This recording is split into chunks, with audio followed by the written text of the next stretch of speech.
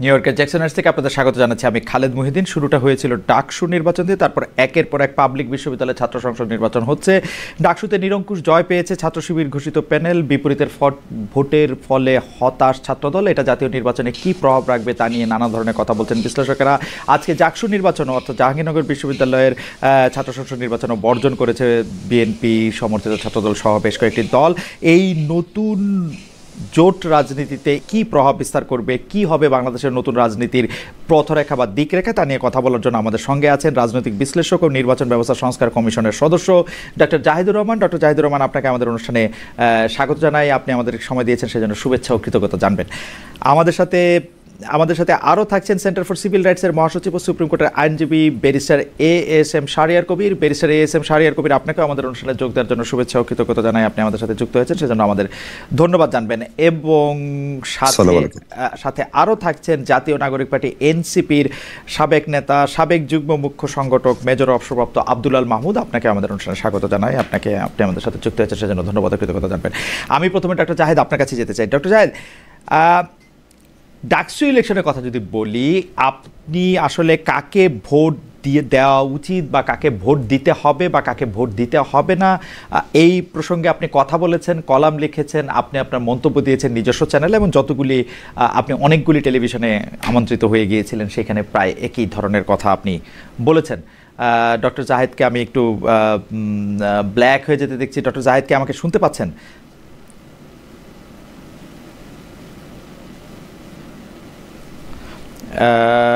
Doctor জাহেদের কানেকশনটার জন্য আমরা একটু ওয়েট করি। প্রশ্নটা একটু বলে রাখি, ডক্টর জাহেদ আসলে আবার একটু প্রশ্নটা হয়তো বলা যাবে। ডক্টর জাহেদ এখনও আসলে আমাদের সাথে ফিরে আসেন নাই, তো সেই জন্য আমি একটু ব্যারিস্টার এএসএম শাহরিয়ার কবিরের কাছে যাই। ব্যারিস্টার এএসএম শাহরিয়ার কবির, আপনার কাছ থেকে আসলে একটু জানতে চাইব যে বাংলাদেশ ইসলামী ছাত্র শিবির দীর্ঘকাল জামাতে ইসলামীর রাজনীতি যেমন একরকম নিষিদ্ধ ছিল, ইসলামী ছাত্র শিবিরের রাজনীতিও আসলে ছাত্র রাজনীতিও একরকম নিষিদ্ধই ছিল। তাদেরকে আসলে পাবলিক বিশ্ববিদ্যালয়গুলিতে অনেক ক্ষেত্রেই তাদের প্রকাশ্যে আসতে পর্যন্ত দেওয়া হয় নাই। আমি প্রশ্নটি করব ডক্টর জাহেদ, আমি আশা করব যে আপনি এখন আমাকে শুনতে পাচ্ছেন। আমি এখন শুনতে পাচ্ছি। আচ্ছা ডক্টর জাহেদ, আমার প্রশ্নটি হচ্ছে যে আপনি যেহেতু একটি পক্ষকে অর্থাৎ শিবিরকে আপনি ভোট না দিতে বলেছিলেন এবং সেক্ষেত্রে আপনার যুক্তিও দিয়েছিলেন, সেক্ষেত্রে আপনি রাজনৈতিক বিশ্লেষক হিসাবে আপনাকে ভুল মানলেন, নাকি আপনি কোন জায়গায় ছাত্রদের বা যারা ভোট দিবে তাদের মনটাকে পড়তে পারলেন না? কোথায় এখানে একটু গ্যাপ ছিল বলে আপনি মনে করেন? খালেদ ভাই, আমি মন পড়তে পেরেছি। আমি আমার দুটো সত্তা নিয়ে কথা বলেছি। আমার একটা অ্যানালিস্টের সত্তা আর একটা হচ্ছে অ্যাক্টিভিস্টের সত্তা। ছাত্র শিবির জিততে যাচ্ছে, আমি আমার একাধিক টক শোতে বলেছি, আমি আমার পার্সোনাল ভিডিওতে বলেছি। আমার অ্যানালিস্ট হিসেবে একটা ছোট ব্যর্থতাও আছে। এটা সম্ভবত আমার না, শুধু আমি আজই একটা টক শোতে জনাব শিশির মনির আমার সাথে ছিলেন, তিনি অন রেকর্ডই বলেছেন। আমি তাকে অফ রেকর্ড জিজ্ঞেস করেছিলাম দ্য ভেরি মার্জিন ডিফারেন্সটা যেটা হয়েছে সেটার জন্য তারাও প্রস্তুত ছিলেন কিনা। জনাব শিশির মনিরও বলছেন যে এতটা মার্জিনের পরাজয় বা জয় নির্ধারিত হবে এত বড় মার্জিনে, সেটা তারাও ভাবেনি। সো অ্যানালিস্ট হিসাবে আমি মনে করেছি ছাত্র শিবির জিততে যাচ্ছে, এবং আমি নিশ্চিত ছিলাম প্রায় ছাত্র শিবিরের বিরুদ্ধে যে ভোট হবে সেটা ছাত্র শিবিরের জয়ী প্রার্থীর চাইতে বেশ খানিকটা বেশি হবে যদি আমরা সবগুলো একত্র করি। সারপ্রাইজিংলি ধরুন জনাব সাদিক কায়েমের ক্ষেত্রে যেটা হয়েছে, তারপরে যে চারজন ক্যান্ডিডেট আছে সবারটা যোগ করলে কোন রকমে 30-40 ভোট বেশি হয় সাদিক কায়েমের চাইতে। এই মার্জিনটা আমি এক্সপেক্ট করি নাই। এখন অ্যাক্টিভিস্ট হিসেবে আমার যেটা অবস্থান, যেমন আমি একটা এক্সাম্পল দিই, ধরুন বিজেপি নির্বাচনে জিততে যাচ্ছে, আমি যদি ভারতের নাগরিক হতাম, কথাটা এইরকম, যদি ভারতের নাগরিক হতাম, বিজেপি নির্বাচনে জিততে যাচ্ছে, সব জায়গায় দেখা যাচ্ছে এবার যতটুকু বিজয় হবে তার আগের বার ল্যান্ডস্লাইড ভিক্টরি হবে বোঝা যাচ্ছিল, কিন্তু প্রত্যেকের আবার একটা পলিটিক্যাল ইডিওলজিক্যাল অবস্থান আছে। বা গত নির্বাচনেও একজন বিখ্যাত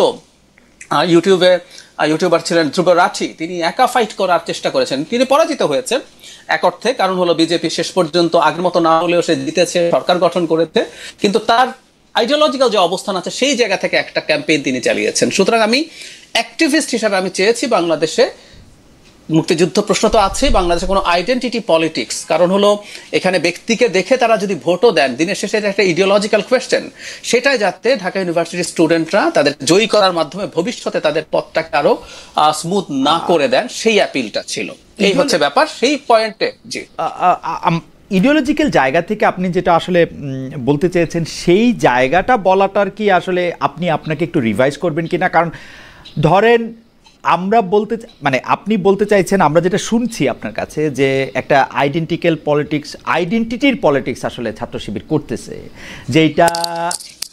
যে আইডেন্টিটিটা আপনার কখনো মনে হয় না কি যে ডক্টর জাহেদ এইটা আপনি ওর উপরে চাপাই দিতেছেন? মানে এই আইডেন্টিটিটা আপনি ওকে বলতেছেন যে তুমি আসলে এই আইডেন্টিটির লোক, ওরা যত বাইরে হয়ে আসতে চাইতেছে, ওরা এই ব্যাপারে চুপচাপ থাকতেছে বা কিছুটা মানে কি বলবো, অন্য রকম জায়গায়ও যাইতে চাইতেছে, আপনি তাদেরকে জায়গা পরিবর্তন করতে দিচ্ছেন না, আপনি বলতেছেন না যে তুমি ওইটাই।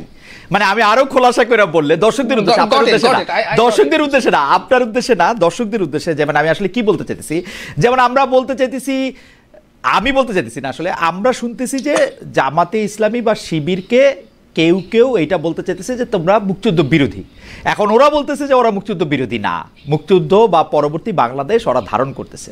তাহলে ওই যে মুক্তিযুদ্ধ বিরোধী যে আইডেন্টিটিটা, ও যে আইডেন্টিটিটা চায় না, আমরা ওই আইডেন্টিটি ওকে দিতে চাইতেছি কিনা, যদি এইভাবে বলি। ডক্টর জাহেদ, আপনি গট ইট। আমি মুক্তিযুদ্ধের প্রশ্নে পরে আসি। আমার মূল অভিযোগ, আমি আজই আরেকটা ভিডিও করেছি, আমরা ধরে নিলাম জামায়াত মুক্তিযুদ্ধ বিরোধিতা করে নাই, ধরে নিলাম তারা বিরাট মুক্তিযোদ্ধা ছিল, তারপর জামায়াতের রাজনীতি আমি এন্ডোর্স করি। শুধু জামায়াত না, এটা ইসলামী আন্দোলন। এখন জামাত ছাত্র শিবির তারা যদি মনে করে তারা আসলে একটা মধ্যপন্থী, মধ্য ডান টাইপের দল হবে, যেমন এটা হয়েছে টার্কিতে একেপি পার্টি আছে, ওই দলটার নামের মধ্যে just piece and justice party, মানে কি truth and justice party, AKP দোকানের যে দল, সেটার মধ্যে, বা বাংলাদেশ একটা পার্টির নাম আমি বলতে পারি এবি পার্টি, তাদের দলের মধ্যে ইসলামী মূল্যবোধ রাখার কথাও বলছে, কিন্তু এই দলটার নামের মধ্যে কোনো ওই রকম জায়গা নেই। তার মানে আমি যে কথাটা, এবং তারা তাদের প্রোপাগেট করে না। বাংলাদেশে একাধিক জামায়াত নেতা শরিয়া আইন কায়েম করবে বলে আমার সাথে টকশোতে কথা বলেছেন। আজও আমি আবার বলছি, জনাব শিশির মনিরের কাছে আমি আজও এই প্রশ্ন তুলেছিলাম যে আপনারা যে শরিয়া আইনের কথা বলেন, শিশির মনিরও বলেন এটা, আপনারা যে শরিয়া আইনের কথা বলেন, you'll have to explain that. So যে দলটা শরিয়া আইন কায়েম করবে বলছে বাংলাদেশে, সেই দলটা নিশ্চিতভাবে তাই। এখন ছাত্র শিবির যেটা করছে, এটাকে কেউ এক ধরনের কৌশল বলবে তারা ঢাকা জয় করার জন্য। যেমন ধরুন, একজন নারী যিনি হিজাবও করেন না, নেকাব তো দূরেই থাকুক, অথচ ছাত্রী সংস্থা স্টুডেন্টরা নেকাব করেন ঢাকা। তারপরে জামায়াতের যে লিডাররা কিছুদিন আগে কয়েকটা এম্বাসিতে গেলেন, নারী লিডাররা প্রত্যেকে নেকাবও করেন। সো এরকম কিছু জিনিস তারা দেখানোর চেষ্টা করেছেন, এটা শর্ট টার্ম কৌশল বলে। মানে তিনি যেটা দেখাতে চান তার বেশি কিছু বুঝতে পারাই সম্ভবত একজন অ্যানালিস্টের কাজ। আমি ভুল হতে পারি, একজন অ্যানালিস্টের কাজ হচ্ছে উনি যা দেখাবেন, যা বলবেন, তার ভেতরে কি আছে, তার রিডিং বিটুইন লাইন্স কি, সেটা একটু বুঝতে পারার চেষ্টা করা। সেটাই আমি আসলে ধরিয়ে দিতে চেয়েছিলাম যে তোমরা ওর এক ধরনের ভালো ব্যবহার দেখছো, হুইচ ইজ ট্রু। তোমরা ও তোমার পাশে থেকেছে, তোমার সুবিধা অসুবিধা দেখেছে, তোমার কোচিং করিয়েছে, তোমাকে কোচিং এ ক্লাস নিতে দিয়েছে, তুমি বিপদে থাকলে মেসের ব্যবস্থা করে দিয়েছে। দিনের শেষে এগুলো দেখার চাইতে তুমি লং টার্মে তোমার সামনে কি সমস্যা আছে সেটা রাদার দেখার চেষ্টা করো। সো ইসলামী ছাত্র শিবির ইসলামী শব্দটা যেদিন ডিসকার্ড করবে, জামায়াতে ইসলামী বাংলাদেশ ইসলামী শব্দটা যেদিন ডিসকার্ড করবে, সেদিন তার আইডেন্টিটির ইচ্ছা নাই আমি এই আলাপ করব। আমি আবারও বলছি, জামায়াতে ইসলামী প্রকাশ এখন শরিয়া আইনের কথা বলছে, এবং এই প্রশ্নটা তুলতে চাচ্ছি। এর আগে একজন জামাতের খুবই পরিচিত একজন ইন্টেলেকচুয়াল জনাব মির্জা গালিবের সাথে আমি এই আলোচনা করেছি, যে দলটা শরিয়ার আলাপ করে, সেই দলটার ইভেন বাংলাদেশে এই কনস্টিটিউশনাল ফ্রেমওয়ার্কের মধ্যে রাজনীতি করার অধিকারও আছে কিনা আমি বরং সেই প্রশ্নও করতে চাই। সুতরাং তাদের এটা আছে, এটা একটা শর্ট টার্ম কৌশল নিয়েছেন, তারা ঢাকা ইউনিভার্সিটিতে জিততে চেয়েছেন একটা ল্যান্ডমার্ক অর্জনের জন্য। এটা একটা শর্ট টার্ম কৌশলের বেশি কিছু বলে আমি মনে করি না। ডক্টর জাহিদ, আমি আপনাকে প্রশ্নটা করে রাখি, আপনি আইডেন্টিটি পলিটিক্সের বিরুদ্ধে, আসলেই আপনি আইডেন্টিটি পলিটিক্সের বিরুদ্ধে, সেটা ভারতে হোক, সেটা এমনকি পৃথিবীর অন্যান্য দেশে হোক, আপনি নানা সময় কথা বলেছেন, বাংলাদেশে তো কথা বলেছেনই, কিন্তু আপনি যেই গণতন্ত্রকে আইডেন্টিটি পলিটিক্স মনে করতেছেন না, সেই গণতন্ত্র তো আসলে আইডেন্টিটি পলিটিক্সেরই একটা অন্যরকম রূপও। আপনি ইসলামিস্টদেরকে যা দিয়ে প্রতিরোধ করতে চাইতেছেন বা মোকাবেলা করতে চাইতেছেন, তারাও তো আরেকটা আইডেন্টিটি পলিটিক্সেরই একটা অংশ। বা আপনাকে যদি আমি বলি যে আপনি একটা ওয়েস্টার্নাইজড ইসলাম ফোব একটা আইডেন্টিটি নিয়ে আসছেন, এইটার জবাব আপনি কি দিবেন? প্রশ্নটা আমি করে রাখি। আচ্ছা, আমি জবাব দেব। আচ্ছা, এইটা জবাব আপনি কি দিবেন সেটা আপনি আমাকে একটু বলবেন। ব্যারিস্টার এএসএম শাহরিয়ার কবির, আপনার কাছে আসতে চাই। ব্যারিস্টার এএসএম শাহরিয়ার কবির, আমি আপনার কাছে যে বিশ্লেষণটা দেখতে চাই সেটা বা জানতে চাই সেটা হচ্ছে যে ইসলামী ছাত্র শিবিরের বয়ান এবং জামাত ইসলামীর বয়ান আমি যতটুকু শুনি, তারা একটা পরিবর্তনের কথা বলে। তারা বলে 1971-এর অনেক পরে তাদের জন্ম, তারা বলে 1977 বা 78-এর সময় তাদের পথ চলা শুরু, তার জন্য তাদেরকে অতীত কর্মের দায় তাদের উপরে দেয়া যাবে না। কিন্তু আপনি কি মনে করেন যে 1971 সালের ইসলামী ছাত্র সংঘ, 1977 সালের ইসলামী ছাত্র শিবির এবং 2025-এর ইসলামী ছাত্র শিবিরের মধ্যে কোনো তফাৎ আছে কিনা? তফাৎ থাকলে সেটা আপনি কোথায় দেখেন? ধন্যবাদ। প্রথমে শুরু করার আগে আপনাদেরকে থ্যাংক ইউ দিচ্ছি যে এত প্রজ্ঞাবান লোকদের সাথে আমি বসছি, আবার ভয়ও পাচ্ছি। ভয় পাচ্ছি এই কারণে, ফ্যাসিজম অর্থ কিন্তু অন্যের মতামতকে সম্মান প্রদর্শন করা। আমরা ইদানিং দেখতেছি টকশোতে যে কথা হচ্ছে, সেই কথা আবার কেউ কেউ পার্সোনাল ভিডিওতে যে পার্সোনাল ট্যাগিংও করতেছে, আবার তার মানে অপব্যাখ্যাও দেওয়ার চেষ্টা করা হচ্ছে। আমার ধারণা এই অনুষ্ঠানে এরকম কিছু এই অনুষ্ঠানের পর হবে না। এবার আপনার প্রশ্নের উত্তরে আসি। ঢাকা ইউনিভার্সিটিতে যেটা হয়েছে সেটা 4টা জিনিসের উপর হয়েছে। না, আমি ঢাকা ইউনিভার্সিটির প্রসঙ্গ আপনাকে বলি নাই, আমি আপনাকে ইসলামী ছাত্র আমি শিবিরের কথা বলছি। আমি বলতেছি আপনি যদি আমার জবাবটা আগে দিয়ে ঢাকা ইউনিভার্সিটির কথা বললে আপনি যদি পরে বলেন। আচ্ছা ঠিক আছে, আমি আপনি ইসলামী ছাত্র শিবিরের আলোচনায় ইসলামী ছাত্র সংঘের থেকে শিবির, শিবির থেকে শিবির, আপনি তফাৎ দেখেন কিনা? আমি একদম ডাইরেক্ট চলে যাচ্ছি, আপনাকে আরো সহজ করে দিচ্ছি। জি, ছাত্র শিবির এবং জামাতে ইসলাম এরা রাজাকার বা মুক্তিযুদ্ধের স্বাধীনতা বিরোধী কিনা? আমার প্রশ্ন হচ্ছে, সবচেয়ে প্রথম কথা, গর্বিত মুক্তিযুদ্ধ কোন দল বা কারো বাবার না। ছাত্র সংঘ বা ছাত্র শিবির, জামাতে ইসলাম স্বাধীনতা বিরোধী, এই জঘন্য মিথ্যাচার, এই ন্যারেটিভটা ভারতের সৃষ্টি। এবং এই ভারত, যারা ভারতের পক্ষে প্রো ইন্ডিয়ান, তারা হচ্ছে ইসলামী ফোবিয়াতে ভোগেন। এবং ইসলামী ফোবিয়াতে ভোগার কারণে তাদেরকে তো একটা ট্যাগিং দিতে হবে। সেই ট্যাগিংটা হচ্ছে স্বাধীনতা বিরোধী। স্বাধীনতা বিরোধী, আওয়ামী লীগের স্বাধীনতা বিরোধী। And we have that document যে আওয়ামী লীগ শেখ সাহেব আমাকে একটু ক্ষমা করবেন ব্যারিস্টার শাহরিয়ার কবির, আমি কিন্তু প্রশ্নটা করেছি কোনো ট্যাগিং নিয়ে না। আমি বলেছি 71, 78, 2025 শিবিরের বয়ান বা শিবির যে রাজনীতিটা প্রিচ করতেছে সেইটার মধ্যে আপনি কোনো পরিবর্তন দেখেন কিনা? আমার কাছে ইসলামী ছাত্র শিবির যে ইসলামে বিশ্বাস করে, সেটা 73, 78 বা আজকে, এটাতে কোনো পার্থক্য। Thank you so much. আমার এটাই প্রশ্ন ছিল। এবার আমি পরবর্তী প্রশ্নে আসি। এই ব্যাখ্যাটা দিতে হবে, নাহলে তো জনগণ বুঝবে না। আচ্ছা ঠিক আছে, ব্যাখ্যাও দেন। জি, ব্যাখ্যাটা হচ্ছে, স্বাধীনতা যুদ্ধে আমরা একটা জিনিস বলতেছি সব সময়, এটা উইথ ডিউ রেসপেক্ট, আমাকে 5টা মিনিট আপনার যদি ধৈর্য ধরে একটু দেন তাহলে আমি কৃতজ্ঞ থাকবো। প্রথম কোশ্চেন হচ্ছে, 1970 সালের আগে বাংলাদেশে গভর্নর ছিল যে পলিটিক্যাল পার্টি, তার নাম ছিল মুসলিম লীগ। মোনায়েম খানের নেতৃত্বে একটা গভর্নর ছিল, তারা ছিল সর্ববৃহৎ পার্টি। বাংলাদেশে 70 সালে যে ইলেকশন হয় তাতে আওয়ামী লীগের সাথে সমস্ত আসনে প্রতিদ্বন্দ্বিতা করে মোনায়েম খানের নেতৃত্বাধীন মুসলিম লীগ। আজকে মুসলিম লীগকে সে কথা বলা হচ্ছে না, বলা হচ্ছে জামাতে ইসলামকে। দ্বিতীয় কথা, আওয়ামী লীগ এবং কে স্বাধীনতার সময়, ঠিক আছে ব্যারিস্টার শাহরিয়ার কবির, আপনি যখন মুসলিম লীগের কথা বললেন, ইতিহাসের খাতিরে আপনি জামাতে ইসলামের কথাও বলেন। 71 সালে জামাতে ইসলাম, দুটাই বলতেছি, আমাকে একটু 5 মিনিট তো, জি 5 মিনিট তো বলার তো একটা লম্বা সময়, আপনি একটু আস্তে আস্তে। আচ্ছা, আমি 2 মিনিটের মধ্যে শেষ করে, 2 মিনিটের মধ্যে বলেন। আচ্ছা ঠিক আছে। আওয়ামী লীগ 70 সালে যে ইলেকশন করলেন, সেই ইলেকশনটা করছিলেন LA4 ভিত্তিতে, লিগ্যাল ফ্রেমওয়ার্ক অর্ডার। এবং লিগ্যাল ফ্রেমওয়ার্ক অর্ডারে ছিল ইসলাম বিদ্বেষী কোনো আইন কোনো কিছু পাশ করা যাবে না। হলো 70 সাল চলে গেল। 71 সালে স্বাধীনতা যুদ্ধ হলো 25 তারিখে আমি ডিউ রেসপেক্ট, বঙ্গবন্ধু শেখ মুজিবুর রহমান, উনি স্বাধীনতার ঘোষণা দিলেন না।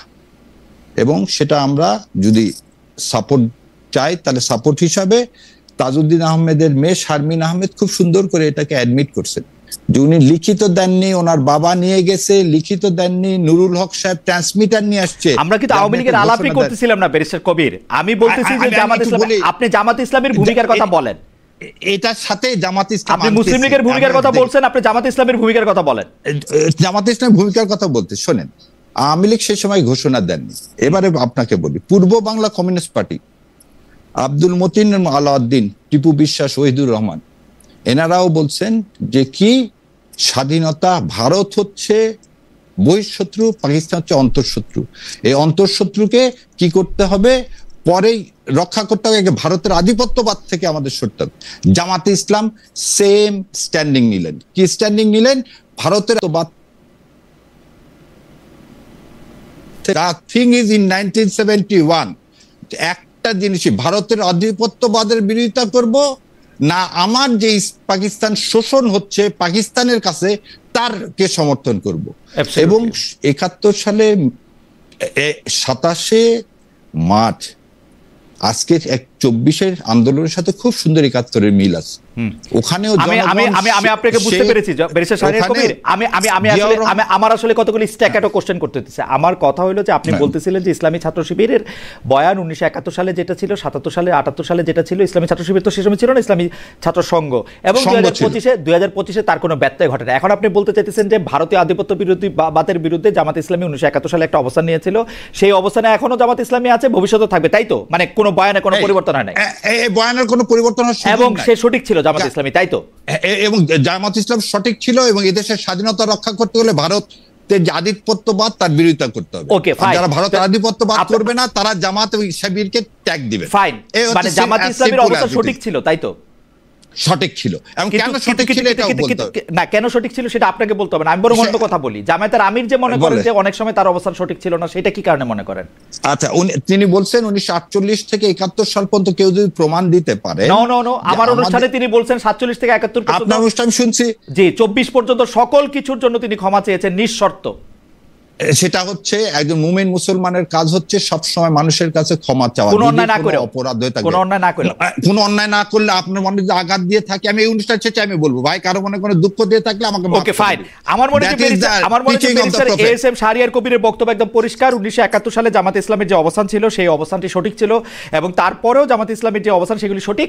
এই মানে যদি ক্ষমা চাওয়ার যদি প্রশ্ন আসে, তাহলে যদি আমাদের কারো মনে কোনো আঘাত লাগে, তাহলে এটা এই তো জনাব ব্যারিস্টার কবির আমার মনে হয়। এবং এখানে একটা জিনিস আমাকে অ্যাড করতে দিতে হবে, কারণ গতদিন আমাদের ভাই বলছিলেন যে জামাতে ইসলাম যদি মুক্তিযুদ্ধের সমর্থকও হতো তাও আমি তাকে ভোট দিতাম না। তার মানে কি? জামাতে ইসলাম কায়েম করতে চায়, আমরা মুসলমান, এটা আমাদের অপরাধ? এটা তো অপরাধ হতে পারে। এবং ঠিক একই রকম শোনেন, এদের রাজাকার বাহিনী পিস কমিটি করা হয়েছিল, দেখেন কত মিথ্যাচার এদেশে।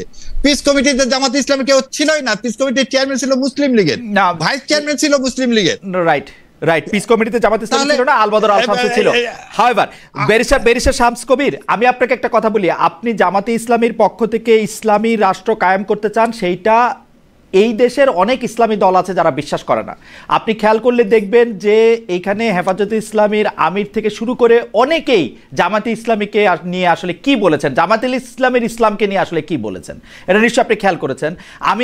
আপনি এটা নিয়ে আরও বলবেন যে আসলে কি ধরনের ইসলামিক রাষ্ট্র জামাতে ইসলামী কায়েম করতে চায়, এবং সেটা শরিয়া রাষ্ট্র কিনা, যে প্রসঙ্গ ডক্টর জায়েদ একটু তুললেন। আমার কোনো অসুবিধা নাই, আপনারা বেশি ভোট পায় রাষ্ট্র গঠন করবেন, বেশিরভাগ মানুষ যদি এটা মনে করে, আমার কোনো প্রবলেম নাই। কিন্তু আপনার লোকজন, আমি আপনাকে আবার বলি, এইখানে যারা কমেন্ট করেন তারা জামাতে ইসলামীর লোকজন বা সমর্থক বলে আমি বিশ্বাস করি। তারা যেসব কথা বলেন সেসব কথা কিন্তু মুখ দিয়ে উচ্চারণও করা যায় না। এই হচ্ছে মানে আপনাদের যারা সমর্থক তাদের গণতন্ত্র। যেমন আমাকে বলা হয়েছে আমি গাঁজা খাই কিনা, গাঁজা খাইয়ে প্রশ্ন করি কিনা। আমি আবার মাপ চেয়ে নিচ্ছি ওদের জন্য। অজ্ঞতা মানুষের থাকবে, সে অজ্ঞতাকে আপনি মহিউদ্দিন ভাই অনেক উপরে না, ওদের আমি উপরে নিচের কোনো কথা বলতে চাই না, আমি উপরে নিচের কোনো কথা বলতে চাই। ব্যারিস্টার শাহরিয়ার কবির, আমি আপনার কাছে আবার আসবো। আমি একটু আগে না, একটু আমি শেষ করে দিই। জি শেষ করেন। এক ভাই যে ইসলাম সরাতে হবে, এই ধরনের কথা বলা অগাসিটি, এটা চলতে পারে না। এই দেশে থেকে মুসলমান হয়ে ইসলাম সরায় দিবেন এরকম অগাস্টি কথাবার্তা বলা, এটা অন্যায়। এটা আমার ধর্মীয় অনুভূতিতে আঘাত দিচ্ছে। আমি কিন্তু কোনো বাজে কথা বললাম না, আমি ইন্টারফেয়ার করলাম না। ব্যারিস্টার শাহরিয়ার কবির, উনি কি বলছেন ইসলাম সরাতে হবে? হ্যাঁ ইসলাম একটু আগে না বলে না, উনি বলছেন যে জামায়াতে ইসলামী থেকে, আমি যেটা বুঝছি সেটা আমি বলি, জাহিদুর রহমান সাহেব, আমি ব্যাখ্যা দেব জাহিদুর রহমান সাহেবের কথা বলবেন, কিন্তু উনি বলছেন যে আপনি ব্যারিস্টার, একজন লয়ার, আপনার মতো মানুষের কাছে আমি এক্সপেক্ট করি না। আচ্ছা ডক্টর জাহিদ, আপনি একটু পরে বলেন। হবে না, নাস্তিক কাছে শিখি না, নাস্তিক সাহেবের কাছ থেকে আমরা শিখি না। ডক্টর জাহিদ, আমরা সবাই কথা বলে এমনি আজকে লাইনটা একটু মুসলমান হন, এমনি লাইনটা একটু দুর্বল আছে না, লাইনটা একটু দুর্বল আছে, খেয়াল করছেন? আমার মনে হয় যে খালেদ ভাই, শাহরিয়ার কবির, আপনি খেয়াল করছেন? জি, উনি আমাকে একটু খেয়াল করি আমি, জি, উনি আমাকে নাস্তিক বলছেন, এক নাম্বার কথা। মানে এই ট্যাগ আপনি জবাব দিবেন, মানে উনি না শুধু ডক্টর জাহিদ, উনি না শুধু বলতে দিতে হবে। ডক্টর জাহিদ আপনি বলেন, কমেন্টে লেখা আছে, এটা কমেন্টে দিয়ে পড়লাম তাই বললাম। ডক্টর জাহিদ আপনার কাছে আসছি, ডক্টর জাহিদ আমি আপনার কাছে আসছি, এক্ষুনি আসছি। শুধু আপনাকে না তো, জামায়াত ইসলামীকে প্রশ্ন করলে অন্তত 50টা কমেন্ট একসাথে আসে যে তোমরা নাস্তিক, তোমরা ইসলাম বিশ্বাস করো না। জামায়াত ইসলামী হচ্ছে ইসলামের সোল এজেন্ট নিছে ব্যারিস্টার শাহরিয়ার কবির, তাই না?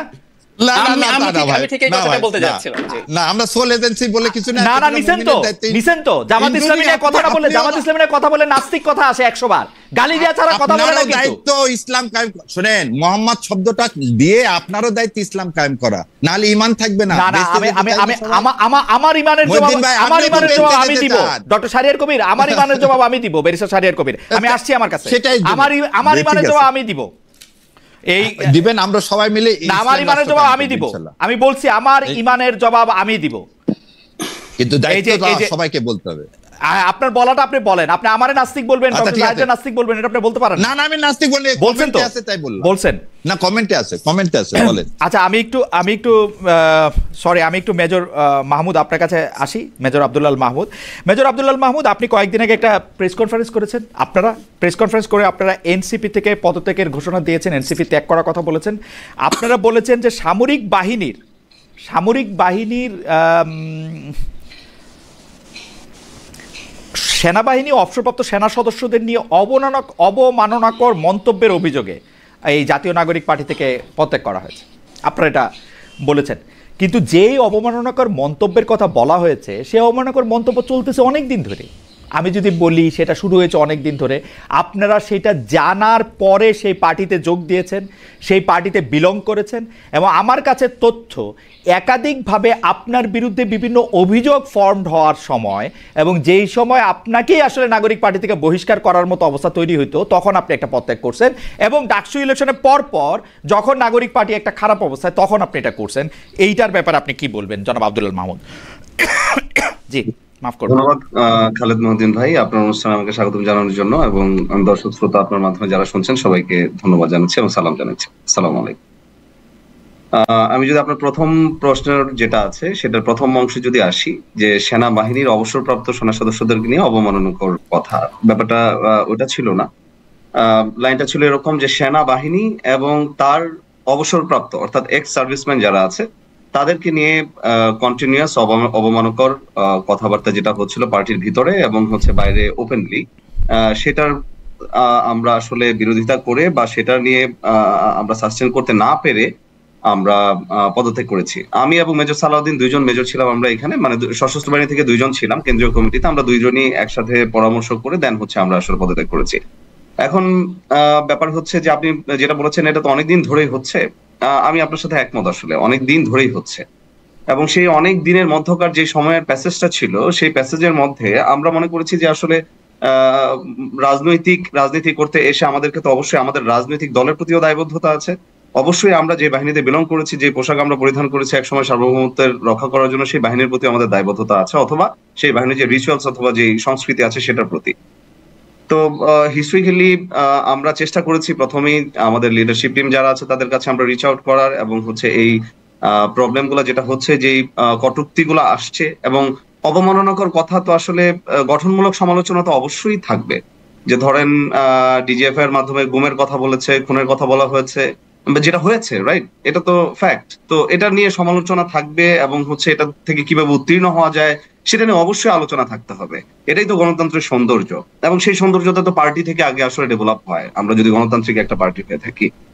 তো এটা গঠনমূলক না হয়ে আসলে এটা এরকম অগঠনমূলক হয়ে যাচ্ছিল ক্রমাগত, যেটা কিনা আসলে ব্যক্তিগত আক্রমণাত্মক এবং হচ্ছে সম্পূর্ণ একটা বাহিনীকে আক্রমণাত্মক বাহিনীর প্রতি আক্রমণাত্মক আপনি যে অভিযোগগুলি তুলতেছেন মেজর মাহমুদ, মেজর মাহমুদ, আপনি যে অভিযোগগুলি তুলতেছেন সেই অভিযোগগুলি আসলে পুরনো, এবং সেই অভিযোগগুলির ক্ষেত্রে আপনার আপনি পুরনো, আমরা আসলে রিচ আউট করেছি খালেদ ভাই, আমরা আসলে রিচ আউট করেছি ইন্ডিভিজুয়ালি যারা এই কথাগুলো বলছিলেন তাদের কাছে রিচ আউট করেছি। আপনারা কি কোনো এরকম প্রমাণ দেখাতে পারবেন যে এটা আপনারা ওপেনলি বলেছেন বা কোনোভাবে দৃষ্টি আকর্ষণ করেছেন, কোনো একটা সংস্থায় গিয়ে বলেছেন, টেলিভিশনে গিয়ে বলেছেন, এরকম আপনারা দেখাতে পারবেন যে এই ডাকসু ইলেকশনের পরবর্তী সংবাদ সম্মেলনের পরে ছাড়া?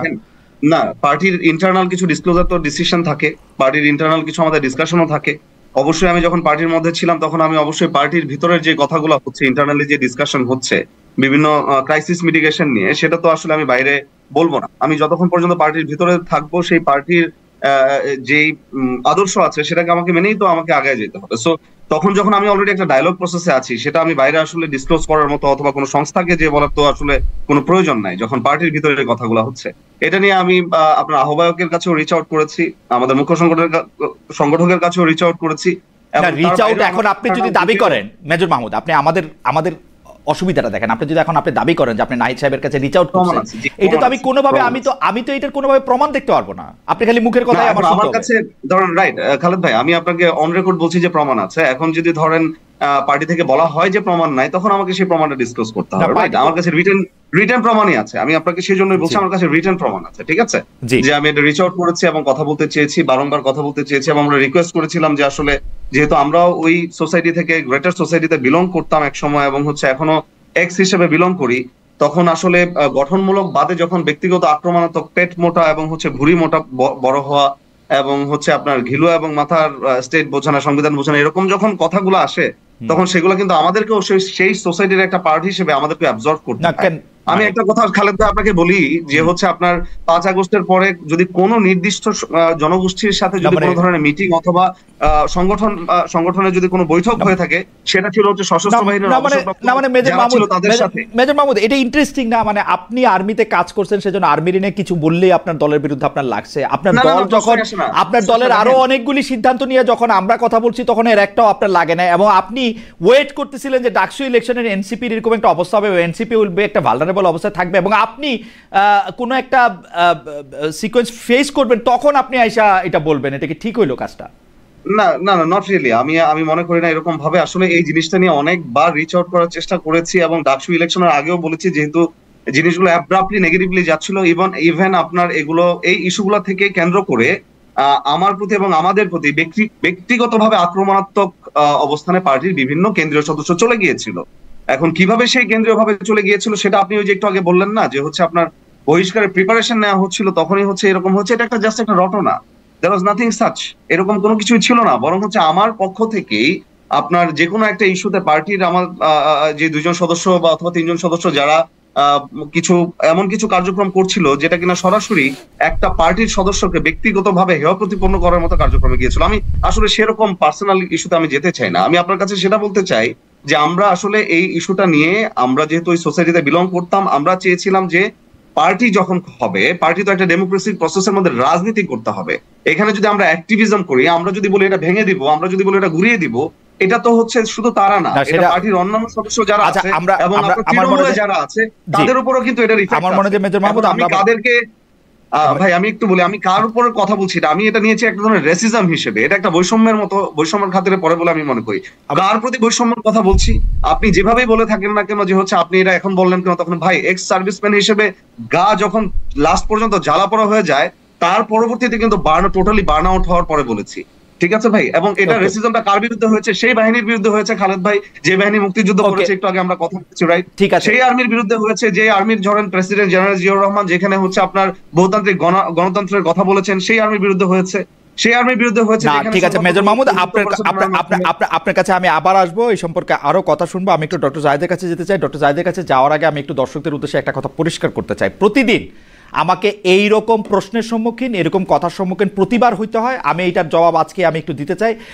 আমার ইসলাম বিশ্বাস, ইসলাম নিয়ে আমি কোথায় যাইতে চাই, সেইটার জবাব আমি আমার আল্লাহর কাছে দিব, বা আমি মনে করি না এই জবাব আর কেউ চাওয়ার জন্য কোয়ালিফাই হতে পারে, নাম্বার 1।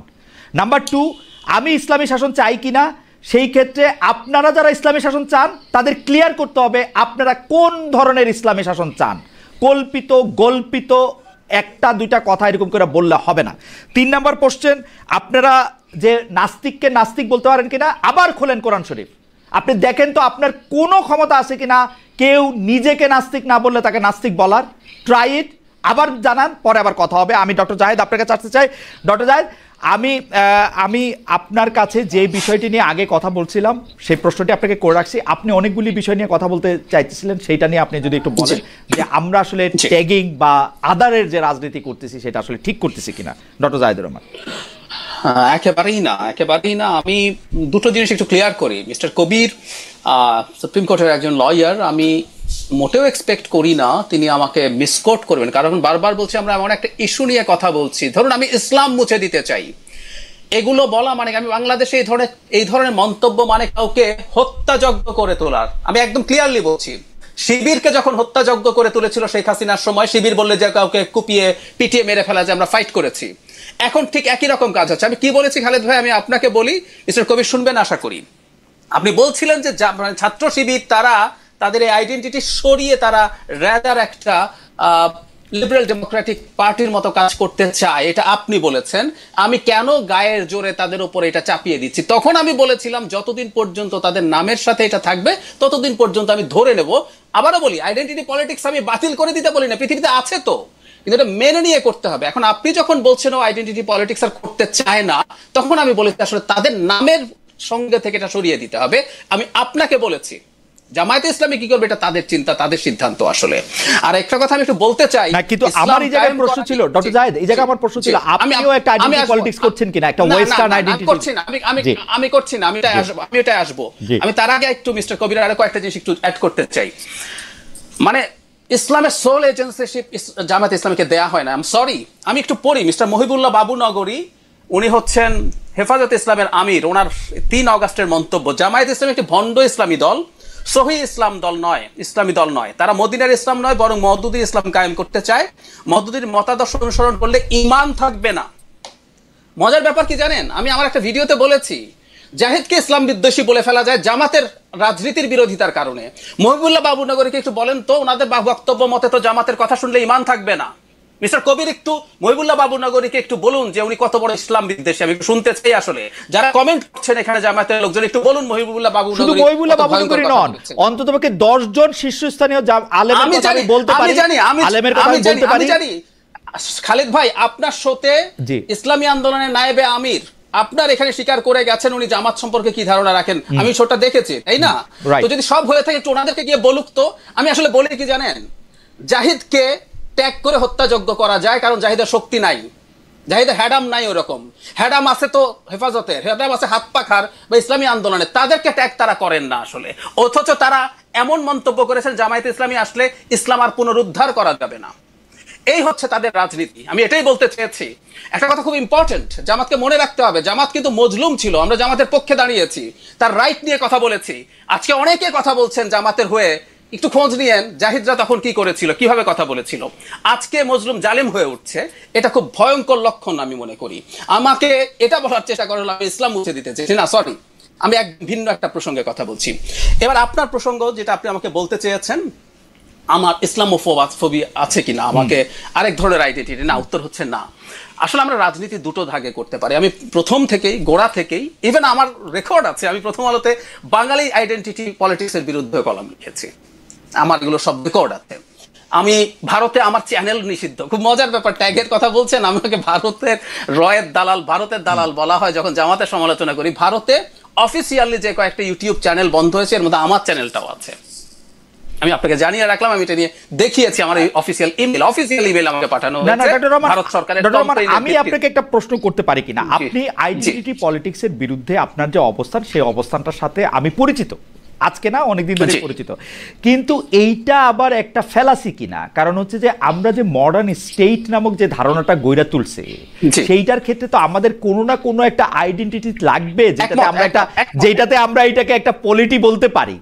তো এইটা আমরা কোথায় পাবো যদি আমি ধর্মটারে বাদ দেই, জাতীয়তাটারও বাদ দেই? না খালেদ না খালেদ ভাই, যদি বলতেন। এটা হ্যাঁ একদম এটা ফ্যাক্ট। আসলে আমাদের এই দ্বিতীয় বিশ্বযুদ্ধোত্তর সময়ে যেভাবে স্টেট তৈরি হয়েছে, এটা মূলত আসলে আটলান্টিক চার্টারের উপরে ভিত্তি করে, ওখানে লেখা ছিল প্রত্যেকটা নেশনের তার নিজেকে শাসন করার অধিকার থাকবে। এটা পরবর্তীতে কলোনি সব শেষ হলো এবং আমরা আসলে অবশ্যই জাতি সত্তার ভিত্তিতে জাতি রাষ্ট্র তৈরি হয়েছে। পরবর্তীতে আসলে আমাদের যেটা বলা হয় যে আসলে প্রবলেমটা কোথায়, একটা জাতি রাষ্ট্রের প্রবলেম হচ্ছে এটার আদারিং থাকে।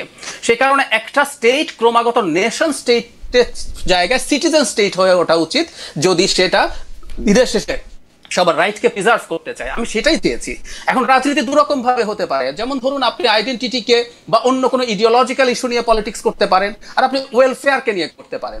তো যেটা দাঁড়ালো এখন আসলে যখন আইডেন্টিটি নিয়ে পলিটিক্স করেন, আমি যে পলিটিক্সের কথা বলি ওটা আসলে কোনো আইডেন্টিটি না, আমি ওয়েলফেয়ার নিয়ে বলি। আমি এটার জন্য একটা সুন্দর মডেলের কথা বলতে পারি, সেটা হচ্ছে দিল্লিতে অরবিন্দ কেজরিওয়াল এই পলিটিক্স করেছিলেন।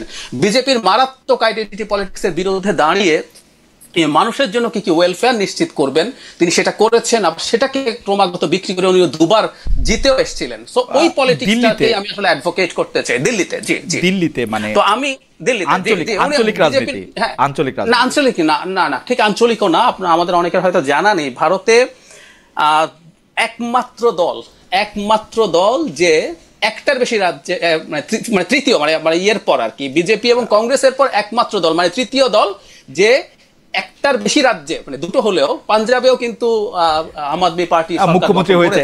আমি ঠিক আছে, এটা মাত্র 3টা দলের আছে, আর কোনো দল নাই কিন্তু, থার্ড পার্টি। ঠিক আছে, আমি যেটা বলছি জি শুধু এখানে না, আমি এটা আরো উদাহরণ দিতে পারি। ট্রাম্প যখন মারাত্মক হোয়াইট সুপ্রিমেসির পলিটিক্স করছেন, বলা হয় আইডেন্টিটির প্রবলেম কি, আইডেন্টিটির প্রবলেম এটা অন্য আইডেন্টিটিকে উস্কে দেয়। বাইডেন কিন্তু চাইতে পারতেন যে ঠিক আছে ও হোয়াইট সুপ্রিমেসি করছে, আমি আফ্রিকান এশিয়ান ভোট টানার জন্য, হিসপ্যানিক ভোট টানার জন্য ওই আইডেন্টিটিকে নিয়ে সুরসুরি দেব। বাইডেন কিন্তু করে নাই। বাইডেনের পুরো ইলেকশন ম্যানিফেস্টো আমি পড়েছি এবং আমি ওটা নিয়ে কলাম লিখেছি উনি জেতার আগে আমি দেখিয়েছি যে উনি ওই ট্রেন্ডে না গা ভাসিয়ে তিনি র্যাদার কিভাবে তার লোকজনের জন্য ওয়েলফেয়ার করবেন। এই প্রসঙ্গে একটা কথা একটু বলে রাখি, যে ফরিদ জাকারিয়া তার লাস্ট যে বই দ্য এজ অফ রেভলিউশন, ওখানে একটা খুব ইন্টারেস্টিং কথা বলেছেন। আমরা আসলে ওইদিকে যাচ্ছি এবং এই কারণে আমাদের ফাইটগুলো এখন কঠিন, যে আপনি এখন যতই চেষ্টা করুন না কেন ওয়েলফেয়ার বেস আলোচনা করবেন। বাইডেনের সময় economy was in the best position in recent Times, কিন্তু অবিশ্বাস্যভাবে ট্রাম্পের কাছে ডেমোক্রেটিক পার্টির ক্যান্ডিডেট হেরে গেলেন। তো এই প্রবণতাগুলো আছে, এই প্রবণতার বিরুদ্ধে আসলে আমার ফাইটটা। আমার কথা হচ্ছে রাজনীতি আমরা করব মূলত জনগণের ওয়েলফেয়ারকে কেন্দ্র করে। আরেকটা কথা বলে শেষ করি, আমরা যখন আইডেন্টিটি নিয়ে অনেক বেশি কথা বলতে থাকি তখন হয় কি, জনগণের সার্ভ করলো কি করলো না। ধরুন বিজেপি বলছে তোমার কিন্তু স্টেট চলে যাইতেছে, মুসলমান তোমার এটা খায় ফেলবে, ওই যে এখানে নিম্নবর্ণের হিন্দুরা খায় ফেলবে, খ্রিস্টানরা তোমার দেশের ক্ষতি করে ফেলতেছে, মিশনারিরা শেষ করে ফেলবে। সো মানুষ আর ওই হিসাব করছে না, আমি তোমার জন্য রাম মন্দির বানাবো, আমি তোমার জন্য ওটা করব। এসবের মধ্যে ভুলিয়ে মানুষকে ঢুকিয়ে রাখা যায় এবং এটাই দিনের শেষে মানুষকে ওয়েলফেয়ার থেকে সরিয়ে আনে। দ্যাট ইজ ওয়াই এটা করছি। আর একটা ব্যাপার আছে একটু যোগ করি, আইডেন্টিটি নতুন আইডেন্টিটি করে এবং আদার করে। যে আপনি ট্যাগের কথা বলছেন, ট্যাগের কারণও কিন্তু আসলে মূলত আইডেন্টিটি।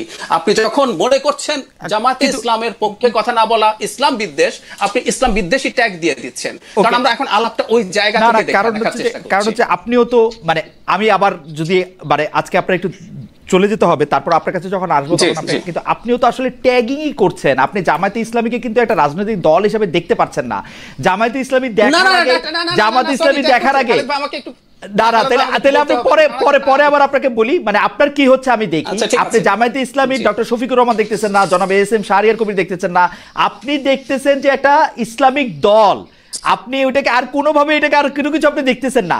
যদিও শরিয়ার কথা বলছে, দাঁড়ান শরিয়ার কথা বলছে কিনা আমি একটু উদাহরণ দেই। যদিও আপনি অ্যাঙ্গেলা মেরকেল রে দেখতে সময় আপনি ক্রিশ্চিয়ান ডেমোক্রেটিক পার্টি দেখতেছেন না, আপনি অ্যাঙ্গেলা মেরকেল রে দেখতেছেন, অন্য একটা জায়গা থেকে দেখতেছেন। এইটা কেন, এটা আমি আপনার কাছে একটু জানতে চাই। একটু আসি আপনার কাছে। আমি জনাব শাহরিয়ার কবির আপনার কাছ থেকে একটু কথা শুনতে চাই। তার আগে আমাদের আরো একজন দর্শক যিনি একসাথে মনে করেন 50টা মানে কয়টা আমি জানি না অনেকগুলি পাঠাইছেন একই মন্তব্য, আমি একটু পড়ি। সেটা হচ্ছে যে খালেদ ভাই, ডাক্তার সাহেবের ফ্রেমের মধ্যে থেকেই কেন কোনো ইসলামী দলকে রাজনীতি করতে হবে? আপনাদের ইমান যেমন আপনাদের কাছে, যার যার রাজনৈতিক কৌশল তাদের কাছে থাকুক, সমস্যা কি? আমাদের কোনোই সমস্যা নাই। এই মানে আমি ডাক্তার সাহেবের ফ্রেমিং এ কেউ রাজনীতি করুক সেটা আমিও চাই না, ডাক্তার সাহেব চান কিনা জানি না। খালেদ ভাই আমি একটা জবাব দিয়ে দিই। একটু পরে দিন। না একটু পরে দিয়ে আপনার কাছে আসবো আমি। এবার আমি একটু জনাব শাহরিয়ার কবিরের কাছে যেতে চাই। জনাব শাহরিয়ার কবিরকে একটু শোনা দরকার। তার আগে আমি দর্শকদের কাছে জানতে চেয়েছিলাম, ডাকসু নির্বাচনে এবার ছাত্র শিবিরের বিজয়, হাসিনা আমলে শিবির ট্যাগ দিয়ে নির্যাতনের বড় পরাজয় মনে করেন আইন উপদেষ্টা ডক্টর আসিফ নজরুল। প্রিয় দর্শকের পর্যবেক্ষণ সঠিক বলে মনে করেন কিনা? শতকরা 85% মনে করেন সঠিক, শতকরা 15% মনে করেন সঠিক না। 87,000 দর্শক ভোট দিয়েছেন আমাদেরকে। ব্যারিস্টার শাহরিয়ার কবির, আমি আপনার কাছ থেকে একটু জানতে চাইবো যে প্রথম যে ব্যাপারটা, যে মুক্তিযুদ্ধের কথা বললে ভোট কমবে এরকম ইনফারেন্স আনতেছেন হচ্ছে অনেকে, অতীতের কথা বললে ভোট কমবে এরকম ইনফারেন্স আনতেছে অনেকে। তা আপনিও কি সেরকম মনে করেন কিনা যে বাংলাদেশের রাজনীতিটা এমনও হওয়া উচিত 71 নিয়ে কোনো রকম কোনো কথা হবে না, মুক্তিযুদ্ধ নিয়ে কোনো কথা হবে না, যদি কথা হয় সেই কথাটার মধ্যে থেকে এতদিন যে কথাগুলি ছিল সেই কথাগুলিকে ভারতীয় বয়ান বলে কথা শুরু করতে হবে? এই তো, এইটা না করলে বাংলাদেশের রাজনীতিটা ঠিক হবে। মুক্তিযুদ্ধ নিয়ে কোনো কথা বলা যাবে না, রাজাকার নিয়ে কোনো কথা বলা যাবে না, কথা বলতে হবে হচ্ছে কি নিয়ে সেটা আমরা শুনতে চাই। এবং আমরা যেটা জানতে চাই আপনার কাছে, যে ইসলামিক শাসন হলে জামাত ইসলামী যে ধরনের শাসন প্রতিষ্ঠা করতে চায়, বর্তমান শাসন ব্যবস্থা বিশেষ করে দুইটা দিকে বিচার বিভাগ এবং অর্থনীতির ক্ষেত্রে সেটা কি পার্থক্য আনবে? আমি শরিয়া নিয়ে প্রশ্ন করতে চাই না, আমি বলতে চাই যে বিচার বিভাগ এবং অর্থনৈতিক আলাদা কি পার্থক্য আনবে। পাশাপাশি আমি এই প্রশ্ন করতে চাই, 1971 সাল থেকে এই পর্যন্ত বাংলাদেশ স্বাধীন হওয়ার পরে, বা আমি 1947 সাল থেকে এই পর্যন্ত, বা পাকিস্তান এবং ভারত আলাদা হওয়ার পরে বাংলাদেশ বা পাকিস্তানে কোনো আইন হয়েছে কিনা যেইটা আসলে কোরআন এবং সুন্নাহর বিরোধী? ধন্যবাদ ভাই। তার আগে আপনার 3টা উত্তর দিই, যদি আবারও বলে দিচ্ছি, আপনাদের কারো মনে পার্সোনালি এখানে আমরা কাউকে আঘাত করব এই ধরনের আমরা আসিনি। প্রথম জিনিস হচ্ছে, একজন মুসলমান হিসাবে আমাদের সবার কিছু দায়িত্ব আছে। এখানে আপনাকেও মনে করে দেওয়ার কিছু নেই, আমার না। আপনার হিসাব আপনি দিবেন, ইউ আর অ্যাবসলিউটলি রাইট। আমি আপনার হিসাব দিতে যাব না, আমার হিসাবটা আমাকে দিতে হবে। আর ভাইকে নাস্তিক কাউকে বলা যাবে কিনা আপনি বলছেন, কোরআনে স্পষ্ট বলা আছে কাউকে নাস্তিক বলা যাবে না। মহিউদ্দিন ভাই, আমি আপনার মাধ্যমে সারা দেশকে জানাই দিচ্ছি, নাস্তিক কাউকে আপনি বলতে পারেন না। কেউ যদি নিজেকে নাস্তিক ঘোষণা করে তারও হিসাব সে আল্লাহর কাছে দিবে, আমাদের কোনো কিছু বলার নাই। জাহিদ ভাই নাস্তিক না আস্তিক এটা জাহিদ ভাই সম্পূর্ণ পার্সোনাল ব্যাপার, এখানে আমাদের কোনো কিছু নাই। কিন্তু বলা যাবে না যে জামাত ইসলাম ধর্মের ব্যবসা করে বা জামাত ইসলাম ধর্মের ঠিকাদারি নিচে, এটাও আবার বলা যাবে না। এটা আবার ডাক্তার সাহেবের কাছে আবার এটা আশা করি না। এবার আপনার প্রশ্নে আসি। এবারের ভোট সারা দেশকে একটা 4টে মেসেজ দিচ্ছে। স্বাধীনতা বিকৃতি ইতিহাস আর চলবে না। দ্বিতীয়, গর্বিত মুক্তিযুদ্ধ কারো বাবার সম্পত্তি না। তৃতীয়, জামাত রাজাকার বা স্বাধীনতা বিরোধী এই জঘন্য মিথ্যাচার, এই ন্যারেটিভ আর চলবে না। 4, ভারতীয় আধিপত্যবাদ চলবে না। এই 4টা কারণেই আজকে আমি জানি না শিশির মনির সাহেব কি বলছেন, আমি অ্যাক্টিভলি আমি এই ভোটের মধ্যে যতটুকু দেখলাম, আমরা সব সময় জানতাম সাদিক কায়েম অনেক বেশি ভোটে জয়লাভ করবেন এবং সেটাই হয়েছে। আমরা ফারহাদের বিষয়ে আমি আপনাকে একদম বলতেছি, আমরা ফারহাদের বিষয়ে জানতাম সেটা হয়তো খুবই টাইট জয় হবে। আবার এজিএস এর বিষয়ে জানতাম সে অনেক ভোটে জয়লাভ করবেন।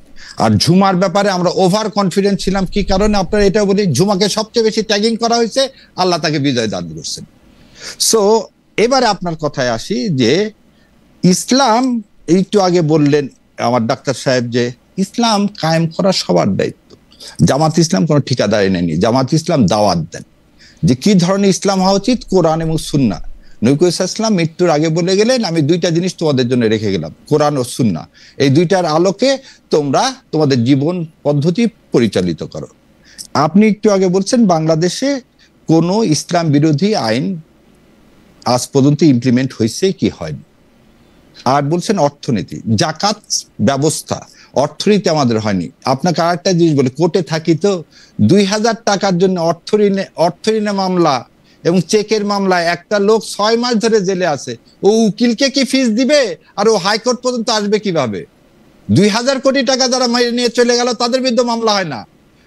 আপনার মনে আছে ঈশ্বর দিতে গরুর জন্য সব 18 জনকে জেলে নিয়ে গেছিল। ইসলামী শাসন ব্যবস্থা কায়েম আমরা বলতেছি, অর্থনীতির ব্যবস্থা যদি জাকাত ভিত্তিক হয় তাহলে সুষম, এই যে ভাই যেটা বললেন কল্যাণ রাষ্ট্র, ইসলামের মতো কল্যাণ রাষ্ট্র আর পৃথিবীতে কোথাও নাই। ইংল্যান্ড ইসলামী রাষ্ট্র ব্যবস্থা কায়েম করছে, যদিও সে মুসলমান না, খ্রিস্টান। ইংল্যান্ডের যে ব্যবস্থাটা ইংল্যান্ড করছে, এই ব্যবস্থাটাই হচ্ছে ওয়েলফেয়ার সিস্টেম। কোন ইসলামিক কোন মুসলমান প্রধান দেশে কি ইসলামিক রাষ্ট্র কায়েম হয়েছে? এই আপনার এই প্রশ্ন সত্যি ব্যথিত চিত্তে বলতে হয়, কেউ ইসলাম মানতেছেই না পৃথিবীর কোন দেশ এক্সেপ্ট ইরান। আচ্ছা, সেজন্য সবাই মিলে ইরানকে রেখে গেছে। ইরানে মানা হচ্ছে, ওই জন্য সবাই মিলে ইরানের পিছনে লেগে গেছে। আজকে আপনি ইরানের পিছনে তো মিডল অন্যান্য দেশগুলিও ইরানের পিছনে লাগে আছে, আমি মোরলেস এই উদাহরণটা হচ্ছে জামাতে ইসলামের মতো। আপনি যদি সঠিক পথে থাকেন, অন্য মুসলমান আপনার পিছনে লেগে থাকবে। কিন্তু যেটা ইরানে মারলো ইসরায়েল বোম, সঙ্গে সঙ্গে ইরান জবাব দিল। আজকে কাতারে মারলো, কাতার কিন্তু জবাব দিতে পারতেছে না, কারণ ইসলামের মুসলমানদের মধ্যে ইউনাইটেড নাই। আর আমাদের দেশে বিচার ব্যবস্থার কথা বললেন, বিচার ব্যবস্থা একটা এটা ভ্রান্ত ধারণা। সেটা হচ্ছে কি, যে হাত কেটে দিবে, শিরোচ্ছেদ করবে। শিরোচ্ছেদ করে কি সৌদি আরবে সব অপরাধ কমিয়ে দেওয়া গেছে? না, ডিটারেন্স। একটু আগে, কয়েকদিন আগে বোধহয় ডাক্তার সাহেব একটা আমি দেখছিলাম, যে উনি বলছিলেন যে আইডিওলজিক্যাল যদি কোনো সমস্যা থাকে, সে দল কখনো ভালো হতে পারে না। এবং ওনার কথা ছিল জামাতে ইসলাম আইডিওলজিক্যালি জামাতে ইসলাম মধ্যে খারাপ হচ্ছে, মানে ডিএনএ যদি কারো খারাপ হয় তাহলে সে ভালো হবে না। ইসলামকে ধারণ করা এটা কখনো ডিএনএ না না না না। কিন্তু ব্যারিস্টার শাহরিয়ার কবির, আমি কিন্তু আপনার সাথে ডিফার করি। আপনি কিন্তু জামায়াত ইসলামী করেন বইলেই আপনি এরকম একটা কথা বারবার বলতেছেন যে আপনি ইসলামকে ধারণ করেন। আমি কিন্তু আপনাকে যদি সত্যি সত্যি চ্যালেঞ্জ করি, আমি অন্ততপক্ষে 100টা জায়গায় দেখাইতে পারবো যে জামায়াত ইসলামী ইসলাম থেকে কোথায় বিচ্যুত হয়ে কথা বলতেছে, 100টা। আচ্ছা, আমি একবার আপনার সাথে আলাদা করে কথা বলবো। সুতরাং আপনি যখন এটা বলেন, আমি জামায়াত ইসলামীর করতে পারি, জামায়াত ইসলামীর আপনি একটু ফ্রেমে আসেন, আপনি ফ্রেম থেকে বাইরে হয়ে গেছেন, আপনি ফ্রেমে আসেন। জামায়াত ইসলামী যদি এই কথা বলে যে জামাতে ইসলামীকে সমালোচনা করা মানে ইসলামের সাথে, ভুল ত্রুটি আমাদের সবারই আছে, কম হোক বেশি হোক, আমাদের ভুল ত্রুটি সবারই আছে। কিন্তু আপনি যদি বলেন জামাতে ইসলামী সমালোচনা করা, জামাতে ইসলামী নিয়ে কথা বলা মানে ইসলামের নিয়ে কথা বলা, সেইটা আমি আসলে মানে আমি মানতে রাজি না। না না, জামাতে ইসলাম, আবার বলতেছি, জামাতে ইসলাম নিয়ে কথা 100 বার বলা যায়। জামাতে ইসলাম নিয়ে কথা বলা মানে ইসলামের বিরুদ্ধে কথা বলা না, এটা আবার আপনাদেরকে বলতেছি না। আমরা বলছি জামাতে ইসলাম ইসলাম কায়েম করতে চায়। আপনি জামাতে ইসলামের যে ভুল ত্রুটি 100টা কেন 1000টা হলেও যদি আপনি বলেন, সেটা আমরা শুধরাবো। এবং জামাতে ইসলাম 71 সালের পর থেকে এ পর্যন্ত কতবার তার গঠনতন্ত্র চেঞ্জ করছে, অন্য কোন দল করেননি। আপনি তো বলতেছেন যে তারা ঠিক আছে, আপনি তো বলতেছেন ঠিক আছে, কোনো চেঞ্জ করার দরকার নাই। মূল প্রিন্সিপালে তো আপনি ঠিক থাকবেন, কিন্তু আপনাকে তো অন্যগুলো শোনেন। মহিউদ্দিন ভাই, আপনি একদিন আজকে এই জায়গায় আসেননি, ডিগ্রির পর ডিগ্রি নিয়ে এই জায়গায় আসছেন, মানে প্রতিদিন আপনার ডেভেলপমেন্ট হচ্ছে। কিন্তু আপনি মহিউদ্দিন কিন্তু ওই ছোটবেলা আকিকা দিয়ে আপনার বাবার রেখে দিয়েছে, মৃত্যুর আগ পর্যন্ত আপনি মহিউদ্দিনই থেকে যাবেন। বাংলাদেশ জামাতে ইসলাম ইসলামী রাষ্ট্র ব্যবস্থা কায়েম করতে চায়। এইটাতে করতে যে সময়ের সাথে যা যা করার দরকার সেই চেঞ্জ যেমন ধরেন, আচ্ছা ঠিক আছে, আমি আসলে ধর্ম মানে থিওলজিক্যাল তর্কগুলি করতে চাই না, কিন্তু থিওলজিক্যাল তর্ক কিন্তু আসলে করা দরকার। আমার মনে হয় যে এইটা, যেমন ধরেন আপনি যখন এই কথা বলতেছেন, আমি আপনাকে যখন এই কথা বলতেছেন, তখন হচ্ছে অসংখ্য কমেন্ট এরকম আসতেছে, ভয়েস ফর বিডি, আমি কমেন্ট যারা করেন তাদেরকে আমি চিনি, তারা বোধহয় এই জামাত ইসলামী বা শিবিরেরই একটা মানে একটা আউটলেট বা একটা মানে একটা এটা। উনি কিন্তু স্পষ্ট বলতেছেন, বারবার বলতেছেন একই কথা, নাস্তিককে নাস্তিক বলতে আল্লাহ হুকুম দিয়েছেন, ধর্ম না মানলে সে নাস্তিক। আমি বললাম ওনার জ্ঞানের কারণে হয়তো বলতে পারে, কিন্তু এটাকে আপনি একটা উদাহরণ দিতে পারেন না। এক্সাম্পল যেটা কোরআনে আছে তার থেকে সরা যাবে না। কাউকে নাস্তিক বলা যাবে না, কাফের বলা যাবে না, এটা তার ব্যাপার। সে যদি স্বঘোষিত না হয়, যতখানি আমি জানি জায়েদ ভাই এখন পর্যন্ত স্বঘোষিত হয় নাস্তিক। না, আমি বলি যে এইটা কেউ বলতে পারবে না। একটা লোক যতক্ষণ পর্যন্ত নিজেকে না বলবে যে সে নাস্তিক, সেটাই বললাম, উনি স্বঘোষিত না হলে কেউ এরকম বলে থাকে যে শিরক করলে সে অটোমেটিক নাস্তিক হয়ে যাবে। শিরক করছে কি করে নাই সেটা দেখার দায়িত্ব কিন্তু এই পৃথিবীতে কাউরে দেওয়া হয় না। তার জন্য এটাও বললাম। কথা বলি, তাহলে আপনি একটা পার্টিকে বলতে পারেন না ধর্ম ব্যবসা বা ধর্মের ঠিকাদার, এটা তো অপমানজনক না। না, ধর্মের ব্যবসা বা ধর্মের ঠিকাদার আমি বলতে চাই না। ঠিকাদার এটা জাহেদ বলবেন এটার কথা, কিন্তু আমি যেটা বলতে চাই, আমি জামাত ইসলামী নিয়ে কথা বললে আপনি আমার ইসলাম নিয়ে প্রশ্ন তুলবেন, এটা কিন্তু আমার ট্রিগার করবে। বিকজ আপনি জামাত ইসলামী নিয়ে প্রশ্ন করবেন, আপনি কোনো এরকম কেউ আপনি দাবি করতে পারেন না যে আপনি আসলে সহি ইসলাম, আপনি একমাত্র ইসলাম, আপনি শুধু প্রেরিত ইসলাম, এটা আপনি কইতেই পারেন না। এটা আপনি পারেন না, সম্পূর্ণ একমত। আমার ভুল হলে আপনি দেখায় দিবেন, এটাই হচ্ছে আমাদের মুসলমানদের কাজ, একজন আরেকজনকে দেখায় দাও, সেটাই আমরা করতেছি। Thank you so much. আচ্ছা আমি একটু মেজর মাহমুদের কাছে আসবো। খালেদ ভাই আমাকে একটু সময় দিতে হবে, আমাকে চলে যেতে হবে, আমি 5 মিনিট আর সময় আছে সর্বোচ্চ, আমি একটু বলে যাই, তারপর আপনি ওনাদেরকে সাথে একটু বলুন প্লিজ। আচ্ছা তাহলে আপনি 2-3 মিনিটে বলেন। যে আমি একটু দ্রুত বলে যাই, সেটা হচ্ছে মানে ঠিকাদার শব্দটা ভাইয়ের কাছে অফেন্সিভ লেগেছে, আমি এটা প্রত্যাহার করছি। আমি আসলে যেটা বোঝাতে চেয়েছি, যেটা আপনি বললেন, মানে ইসলাম বলতে আমাদের মানে এই ভূমিতেই এত রকম ইন্টারপ্রিটেশন আছে, এক পক্ষ আরেক পক্ষকে খারিজ করছেন, সমালোচনা করছেন না, এক পক্ষ আরেক পক্ষকে বলছেন ঈমান থাকবে না। তো যদি সেটা হয়ে থাকে, এবং যারা বলছেন তারাও খুবই বড় ইসলামী পণ্ডিত, আমি এই জন্য বলছি জামাত যদি বলে আমি একমাত্র ইসলামের ধারক ও বাহক, আমি সেই প্রসঙ্গে বলেছি যে এটা ওনাদের একমাত্র ঠিকাদারি না। আপনি একটু আগে বলছেন যে ইসলাম আপনারা কায়েম করছেন, আপনারাই বলছেন জি। আচ্ছা ঠিক আছে, আমি এবার পরে ওই যে প্রশ্ন করেছেন এটা খুবই গুরুত্বপূর্ণ, আমি আসলে মূলত এই জবাবটা দিতে চেয়েছি। আমার ফ্রেমে আমার মতো করে জামাতকে রাজনীতি করতে হবে না আসলে। কেন? নো ওয়ে, আমি একবারও চাই নাই। ভারতে বিজেপির মতো দল নির্বাচিত হয়েছে, ক্ষমতায় গেছে, কোনো একদিন এই দেশের জনগণ যদি তাদেরকে ভোট দেয়, খেয়াল করবেন আমি শিবিরকে কনগ্রাচুলেট করেছি, আমি শিবিরের বিরুদ্ধে অবস্থান প্রকাশ্যভাবে নিয়েছি এবং তাদের জেতার পর কনগ্রাচুলেট করেছি তাদেরকে। কোনো একদিন জামাত যদি রাষ্ট্র ক্ষমতায় ফেয়ার গেম, ফেয়ার নির্বাচনের মাধ্যমে হয়, তারা যাবেন। কিন্তু যেটা জরুরি, আমার ফ্রেমের রাজনীতি না, ওনারা ওনাদের ফ্রেমের রাজনীতি করুক, বাট আমার এই রাইট আছে আমি তার রাজনীতিকে ক্রিটিক করার, তার রাজনীতিকে খারিজ করার এবং জনগণকে আহ্বান জানানোর যে কোনো রকম কোনো ওদের কাছে যেও না, ওদেরকে ভোট দিও না, এই কারণে দিও না। আবার যদি তারা ক্ষমতায় আসেন, কোনো একদিন যদি ক্ষমতায় আসেন, সেই রাষ্ট্রে আমি পূর্ণ অধিকার নিয়ে বেঁচে থাকতে চাই এবং পূর্ণ অধিকার নিয়ে আবারও তাদেরকে ক্রিটিক করতে চাই যে জামাতকে ক্ষমতা থেকে সরাতে হবে, তাহলে এই ক্ষতি হবে। That's as simple as that. আমরা একটা উদার গণতান্ত্রিক ব্যবস্থার কথা বললি মানে হচ্ছে এটা এইরকম। ঠিক আবার যোগ করি, কিন্তু ডক্টর জাহেদ, আমি দুইটা জিনিস আসলে পরিষ্কার করতে চাই। আমিও আসলে শিবির ঢাকা ইউনিভার্সিটিতে স্টুডেন্টস ইউনিয়নে নিরঙ্কুশ জয়লাভ করেছে, সেজন্য আমি শিবিরকে খুবই ধন্যবাদ জানাতে চাই, শুভেচ্ছা জানাতে চাই এবং আমি খুবই হাততালিও দিতে চাই। কিন্তু আপনার কাছে প্রশ্ন, এই ব্যাপারটা আমি আপনাকেও ধন্যবাদ দিতে চাই যে আপনি এত খোলাখুলি, এত বিরোধিতা করে আপনি এটা করছেন। কিন্তু আমার কাছে কি মনে হয় না, ইসলাম যে উদার নৈতিকতার কথা বলে, যেই জানালাটা দেখানোর কথা বলে, সেই জানালাটা দেখতে আপনি মিস করতেছেন ওয়ানলি বিকজ আপনি ইসলামকে দেখতেছেন পশ্চিমের চশমা বা দূরবীন দিয়ে। না না না না না না না খালেদ, এটা যদি আমি শুধু ইসলাম দেখতাম, না একটু খেয়াল করেন, না ভুল হচ্ছে, আমি যদি শুধু ইসলামকে এভাবে দেখতাম তাহলে প্রবলেম ছিল। আমি হিন্দুত্ববাদকে এভাবে দেখি, আমি কোন রেশিয়াল সুপ্রিমেসি, হোয়াইট সুপ্রিমেসি, আমি আমার বাঙালি জাতীয়তাবাদ নিয়ে যে কলাম, আমি রুয়ান্ডার এক্সাম্পল দিয়েছিলাম। মানে রুয়ান্ডাতে যখন জেনোসাইড হয়েছে তখন বলা হয়েছিল যে তুমি মানুষের নাকের দিকে তাকাবা না। মানে ওখানে কালো দুইটা গ্রুপই, হুটু টুটসি দুইটাই কালো, দুইটাই খ্রিস্টান, দুইটাই একই ধারার খ্রিস্টানিটি দুজনের মধ্যেই আছে, খালি একজনের স্ট্রাকচার একটু শর্ট আর একজন একটু, যেমন এখন জার্মানরা ওই দেশ ছাড়ার আগে শিখায় আসছিল টুটসিদের নাক মোটা, হুটুদের নাক চিকন, তোমরা ওদের চেয়ে বেটার।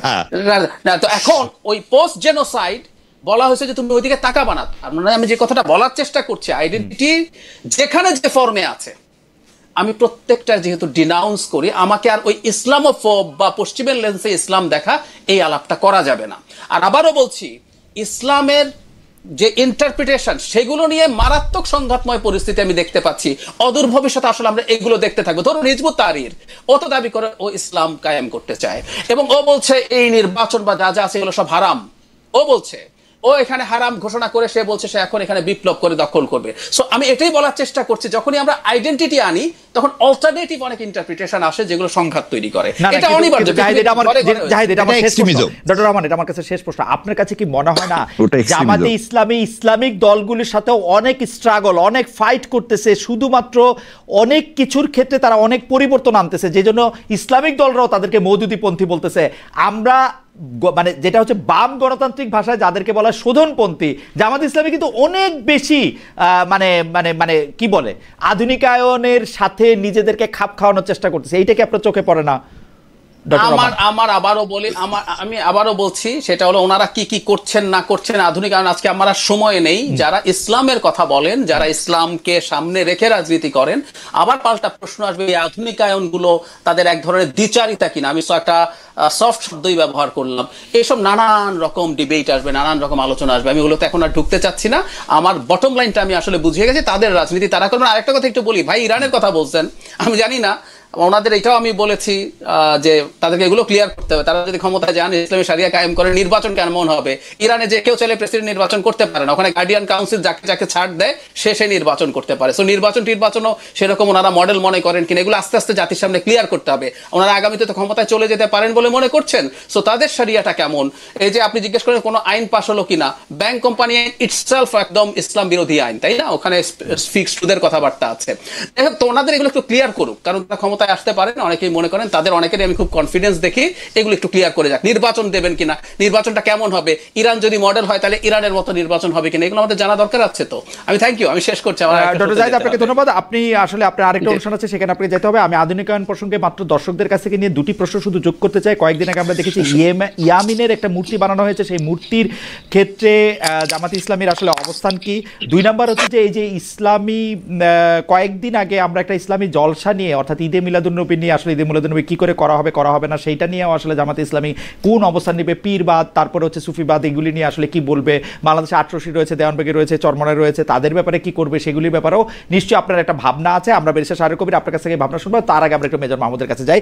জনাব মেজর মাহমুদ, আমি যে কথাটি আপনাকে বলতে চেয়েছিলাম যে আপনারা যে বিষয়গুলি সংবাদ সম্মেলনে বলেছেন, আপনি কি মনে করেন যে এইটা হইতে পারে যে কেউ এরকমও বলতেছেন, যেহেতু এনসিপি সরাসরি একটা আর্মির বিরুদ্ধে অবস্থান নিয়েছে, এমনও হইতে পারে যে ডাকসু ইলেকশনে এনসিপিকে একদম 3rd, 4th, 5th একদম শূন্য করে দেওয়ার ক্ষেত্রে আর্মি বা গোয়েন্দা বাহিনী বা যারা পুলিশ, যারা আপনার সহকর্মী সহযোদ্ধারা আছেন, তারা একটা ভূমিকা রাখতে পারেন। এটা কি হইতে পারে জনাব মেজর মাহমুদ? ভাই, আমি প্রথমে আপনি যে লাস্ট টাইম জিজ্ঞেস করেছিলেন না যে আসলে এটাকে ডাকসুর ইলেকশনকে কেন্দ্র করে কি আসলে আমি হচ্ছে আপনার 7 তারিখ মানে হচ্ছে রবিবারে, আমি কিন্তু ফর্মালি আমার যাকে জানানো প্রয়োজন, আমার চ্যানেল অনুযায়ী তাকে কিন্তু আমি সরাসরি জানিয়েছি লিখিতভাবে যে আমি রিজাইন করছি, ডিসাইডেড টু রিজাইন। সো তার মানে এটা নাল এন্ড ভয়েড। ওকে ভাই, we agree on this, right? Okay, alright, because I have the proof. If anyone challenges, then I have the proof to show, so no issues. এখন আসলে হচ্ছে next যে election ইস্যুটা আসছে, আপনার ডাকসু নিয়ে কিন্তু প্রথম থেকে আমি আপনাকে এই জিনিসটা একটু বলি, দেখেন যে কোনো ভাবেই হোক, এখন বর্তমান সিনারিওতে এরকম হয়েছে খালেদ ভাই, যে কোনো ভাবেই হোক, আমি চাই, আমি মনের প্রাণে চাই, আমি আল্লাহকে সাক্ষী রেখে বলছি, আমি মনের প্রাণে চাই, আমি যেই দলে আমি আমার জীবনের প্রথম রাজনীতি শুরু করেছি, জাতীয় নাগরিক পার্টি এনসিপি, তারা অত্যন্ত ভালো করবে। কারণ এখানে অনেক মেধাবী আছে, যারা এখানে নাহিদের মতো লিডারশিপ কোয়ালিটির মানুষ আছে, যারা ঠান্ডা মাথায় চিন্তা করে ডিসিশন নিতে পারে। কিন্তু আমি চাই না তারা এরকম ভাবে ডিরেক্ট হয়ে যাক, অথবা কোনো গোষ্ঠী অথবা ব্যক্তির মাধ্যমে তারা এমন কোনো কিছু করুক যাতে করে তাদেরকে ডিরেল করে ফেলা হয় এবং সেটার একটা সরাসরি ইম্প্যাক্ট জাতীয় পর্যায়ে পড়ে। আমি খুব নতুন রাজনৈতিক সংস্কারের পরে অথবা নতুন রাজনৈতিক কোনো একটা গোষ্ঠীতে আমি জয়েন করছি বলে আমার মনে হয়েছিল, কিন্তু পরবর্তীতে আমি আসলে দেখেছি, আমি দুঃখিত হয়েছি যে এখানে আসলে অনেক পেরিফেরাল ইস্যু বা বাইরে থেকে অনেক ধরনের ইন্ধন আসে, এটা একটু স্পষ্টভাবে আমি বলবো। কারণ আপনি যে কথাটা বললেন যে আসলে ডাকসু নির্বাচনে আসলে সেনাবাহিনী অথবা গোয়েন্দা বিভাগ বা যারা আছে তাদের সরাসরি কোনো ইন্ধন ছিল কিনা, তো সেই ক্ষেত্রে তো আমরা এই প্রশ্নটা বলতে পারি আসলে তাহলে সাদিক কায়েম সহ বাকি যে প্যানেলটা আছে, তাহলে কি আর্মি কি চেয়েছে যে আসলে ওই প্যানেলটাই জিতুক, ওইখানে অন্য কোনো প্যানেল না জিতুক? এটা চাওয়ার কি কোনো আসলে সুযোগ আছে? না, কিন্তু মেজর মাহমুদ আপনার আপনি যদি একটু ধীরে ধীরে বলেন, কারণ আপনার যোগাযোগটার মধ্যে একটু ইকো বা একটু এরকম হইতেছে, কারণ আপনাকে আমরা আলাদাভাবে যুক্ত করেছি কোনো প্রডিউসার ছাড়া। একটু যদি আস্তে আস্তে বলেন, আপনি কি এইটা মনে করেন কি না যে এনসিপির প্রধান শত্রু এখন পরিণত হয়েছে, বা মানে যেটাকে আমরা মিলিটারি বা আর্মি বলি, তারা আসলে মানে কারণ যাই থাকুক, তারা আসলে এক ধরনের নিজেদেরকে পক্ষ প্রতিপক্ষ হিসাবে দেখতেছে এই নতুন জন্ম নেওয়া রাজনৈতিক দলটার? আমি আপনার প্রশ্নের প্রথম ভাগের সাথে একমত এবং দ্বিতীয় ভাগের সাথে একমত না। যে কারণের জন্য কিন্তু আমরা হচ্ছে 2 জন মিলিটারি অফিসার রিজাইন করেছি। আমার দল এনসিপি, আমার সাবেক দল, বর্তমান সাবেক দল এনসিপি ভাবছে হচ্ছে আর্মি তাদের প্রতিপক্ষ, কিন্তু আর্মি সেটা কিন্তু ভাবছে না। বিকজ আমরা তো এখানে 10 বছর চাকরি করে এসেছি, পোস্টার আছে, সিনিয়র আছে, জুনিয়র আছে, তাদের কিন্তু আমাদের 5 আগস্টের পরবর্তী সময়ে যে ইস্যুটা ছিল, যেরকম মানসিকতা ছিল, পরবর্তীতে কিন্তু এই সময়ের কথা যদি আমরা বলি, এই মানসিকতাটা নাই। এবং এই মানসিকতাটা বিখ্যাত দেওয়ার পিছনে কিন্তু এনসিপির যে সাথে কোনো কয়েকজন শীর্ষস্থানীয় নেতার যে বক্তব্যগুলো ছিল সেগুলোর জন্য হয়েছে। এখন এই জিনিসগুলো কখন এসেছে আমি আপনাকে একটু লিঙ্ক দিব, আমি আপনাকে আজকে ইচ্ছা করে দিব। 19 জুলাই কিন্তু হচ্ছে সেনাপ্রধান, আমি এটা অন রেকর্ড বলছি বিকজ আমি এটা শুনেছি, খুব নির্ভরযোগ্য তথ্য থেকে আমি শুনেছি, আমাদের যেহেতু ওখানে আমাদের কোর্সমেট প্লাস সিনিয়র জুনিয়র আছে। 19 জুলাই 2024 সালে কিন্তু যখন ফরমেশন কনফারেন্স হয়, তখন সেনাপ্রধান প্রথম বলেছিলেন যে ওনারা আমাদের দেশের মানুষ, আমাদের দেশের ছাত্র, আমরা আমাদের সমাজের অংশ, আমরা তাদের উপরে কিন্তু গুলি চালাবো না, বা তোমরা কিন্তু এরকম ভাবে গুলি চালিও না। এই অর্ডারটা কিন্তু 19 জুলাই দিয়েছিল, আমি আপনাকে আজকে অন রেকর্ডে কথাটা বললাম।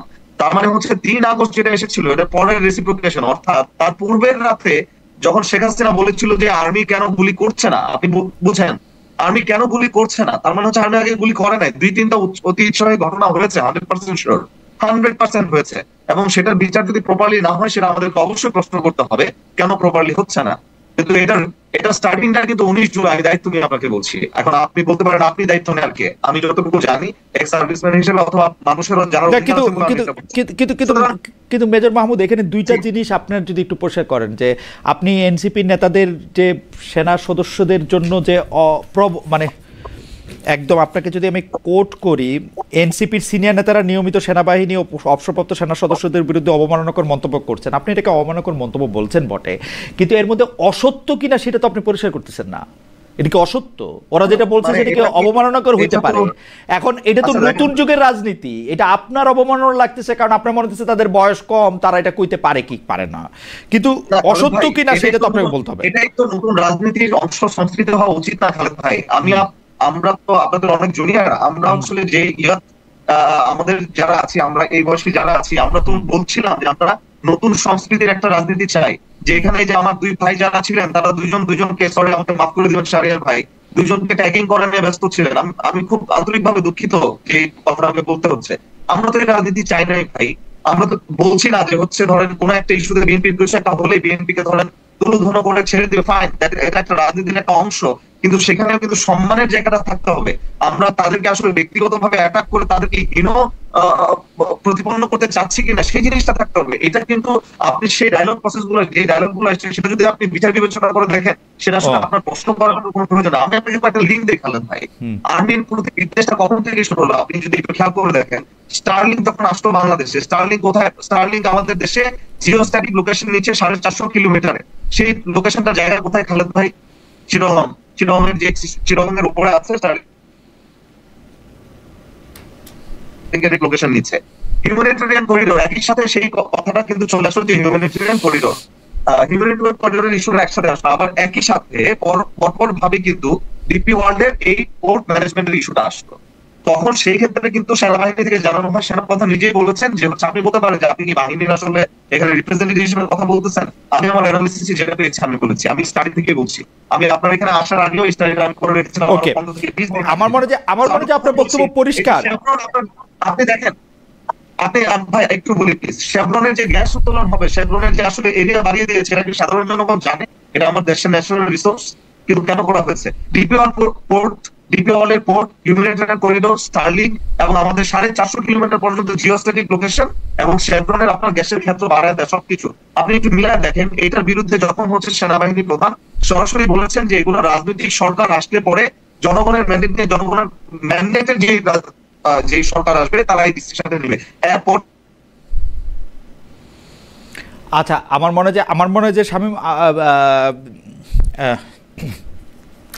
মেজর মাহমুদ, আপনার কথা একটু আটকে গেছে বা ভালো শোনাও যেতেছে না। পরে যদি যোগাযোগটা ভালো হয় তাহলে আমরা আবার একটু আপনাকে শুনবো। আমরা একটু জনাব ব্যারিস্টার এএসএম শাহরিয়ার কবির কাছে যাই। ব্যারিস্টার এএসএম শাহরিয়ার কবির, অনেকগুলি প্রশ্ন আছে আপনার কাছে। প্রশ্নগুলি আমরা করেছি যে আসলে কোনভাবে আপনারা কী ধরনের ইসলামী চান, জামাত ইসলামের ইসলামিক ব্যবস্থার সাথে অন্যান্য ইসলামিক ব্যবস্থার আসলে একটা পার্থক্য আছে, সেই পার্থক্যগুলি আপনারা কীভাবে নিরসন করবেন, আধুনিক রাষ্ট্রের সাথে খাপ খাওয়ানোর জন্য আপনারা কতটুকু রাখবেন, কতটুকু রাখবেন না, নির্বাচনে এই ব্যবস্থার মধ্যে থেকে অর্থনৈতিক ব্যবস্থা আপনার কেমন হবে, আপনারা আসলে নির্বাচনী ব্যবস্থা যাবেন কিনা।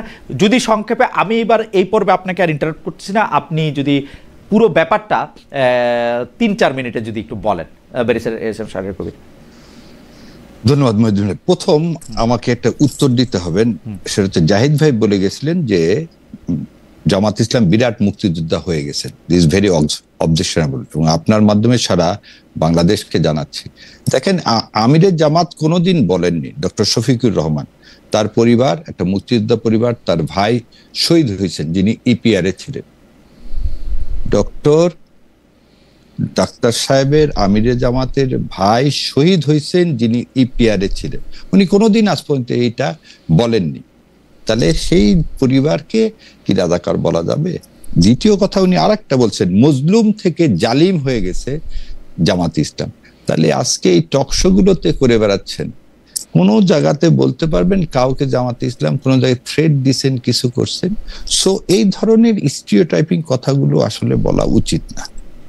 সেকেন্ডলি, বাংলাদেশ জামাত ইসলাম এই ঢাকা ইউনিভার্সিটির নির্বাচন, আজকে জাহাঙ্গীরনগরের নির্বাচন, এই দুটা নির্বাচন এবং ইনশাল্লাহ সামনে নির্বাচনও আসবে, যে ভারতীয় অধিপত্যবাদ বিরোধী যারা তাদেরকে কোনো না কোনো ট্যাগ দিবেন। এখন জামাত ইসলামকে তো আর কোনো ট্যাগ দিতে পারছেন না, সেজন্য একটা ট্যাগ পরিকল্পিতভাবে করা হলো, কি সেটা স্বাধীনতা বিরোধী।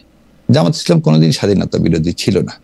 জামাত ইসলাম 78 সালে যখন বাংলাদেশে গঠন করলেন, হ্যাঁ আপনাকে একটু আমি এটা বলে দিচ্ছি, কোন ব্যক্তি একটা দলের মধ্যে, তো আওয়ামী লীগের মধ্যে শেখ সাহেবের নিজের মামা চাচা তিনি নিজেই ছিলেন, শেখ মোশাররফ, তিনি নিজে রাজাকার ছিলেন।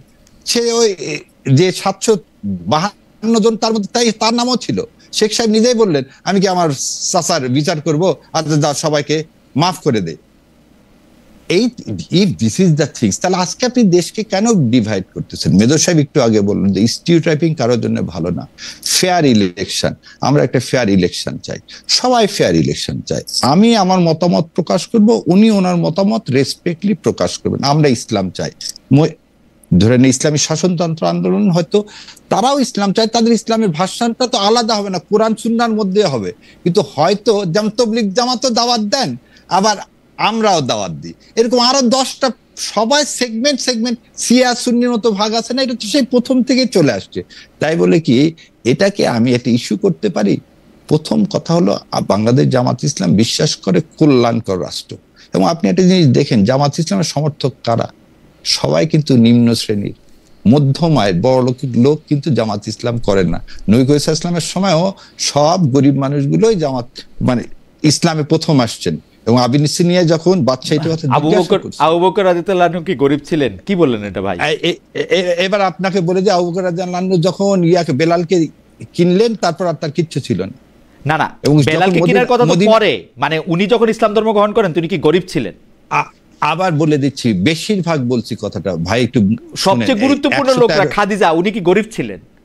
না, খাদিজা তো রাদিয়াল্লাহু আনহা যখন নবী করিম সাল্লাল্লাহু আলাইহি ওয়াসাল্লাম 40-এর আগে তো উনি কি হলেন?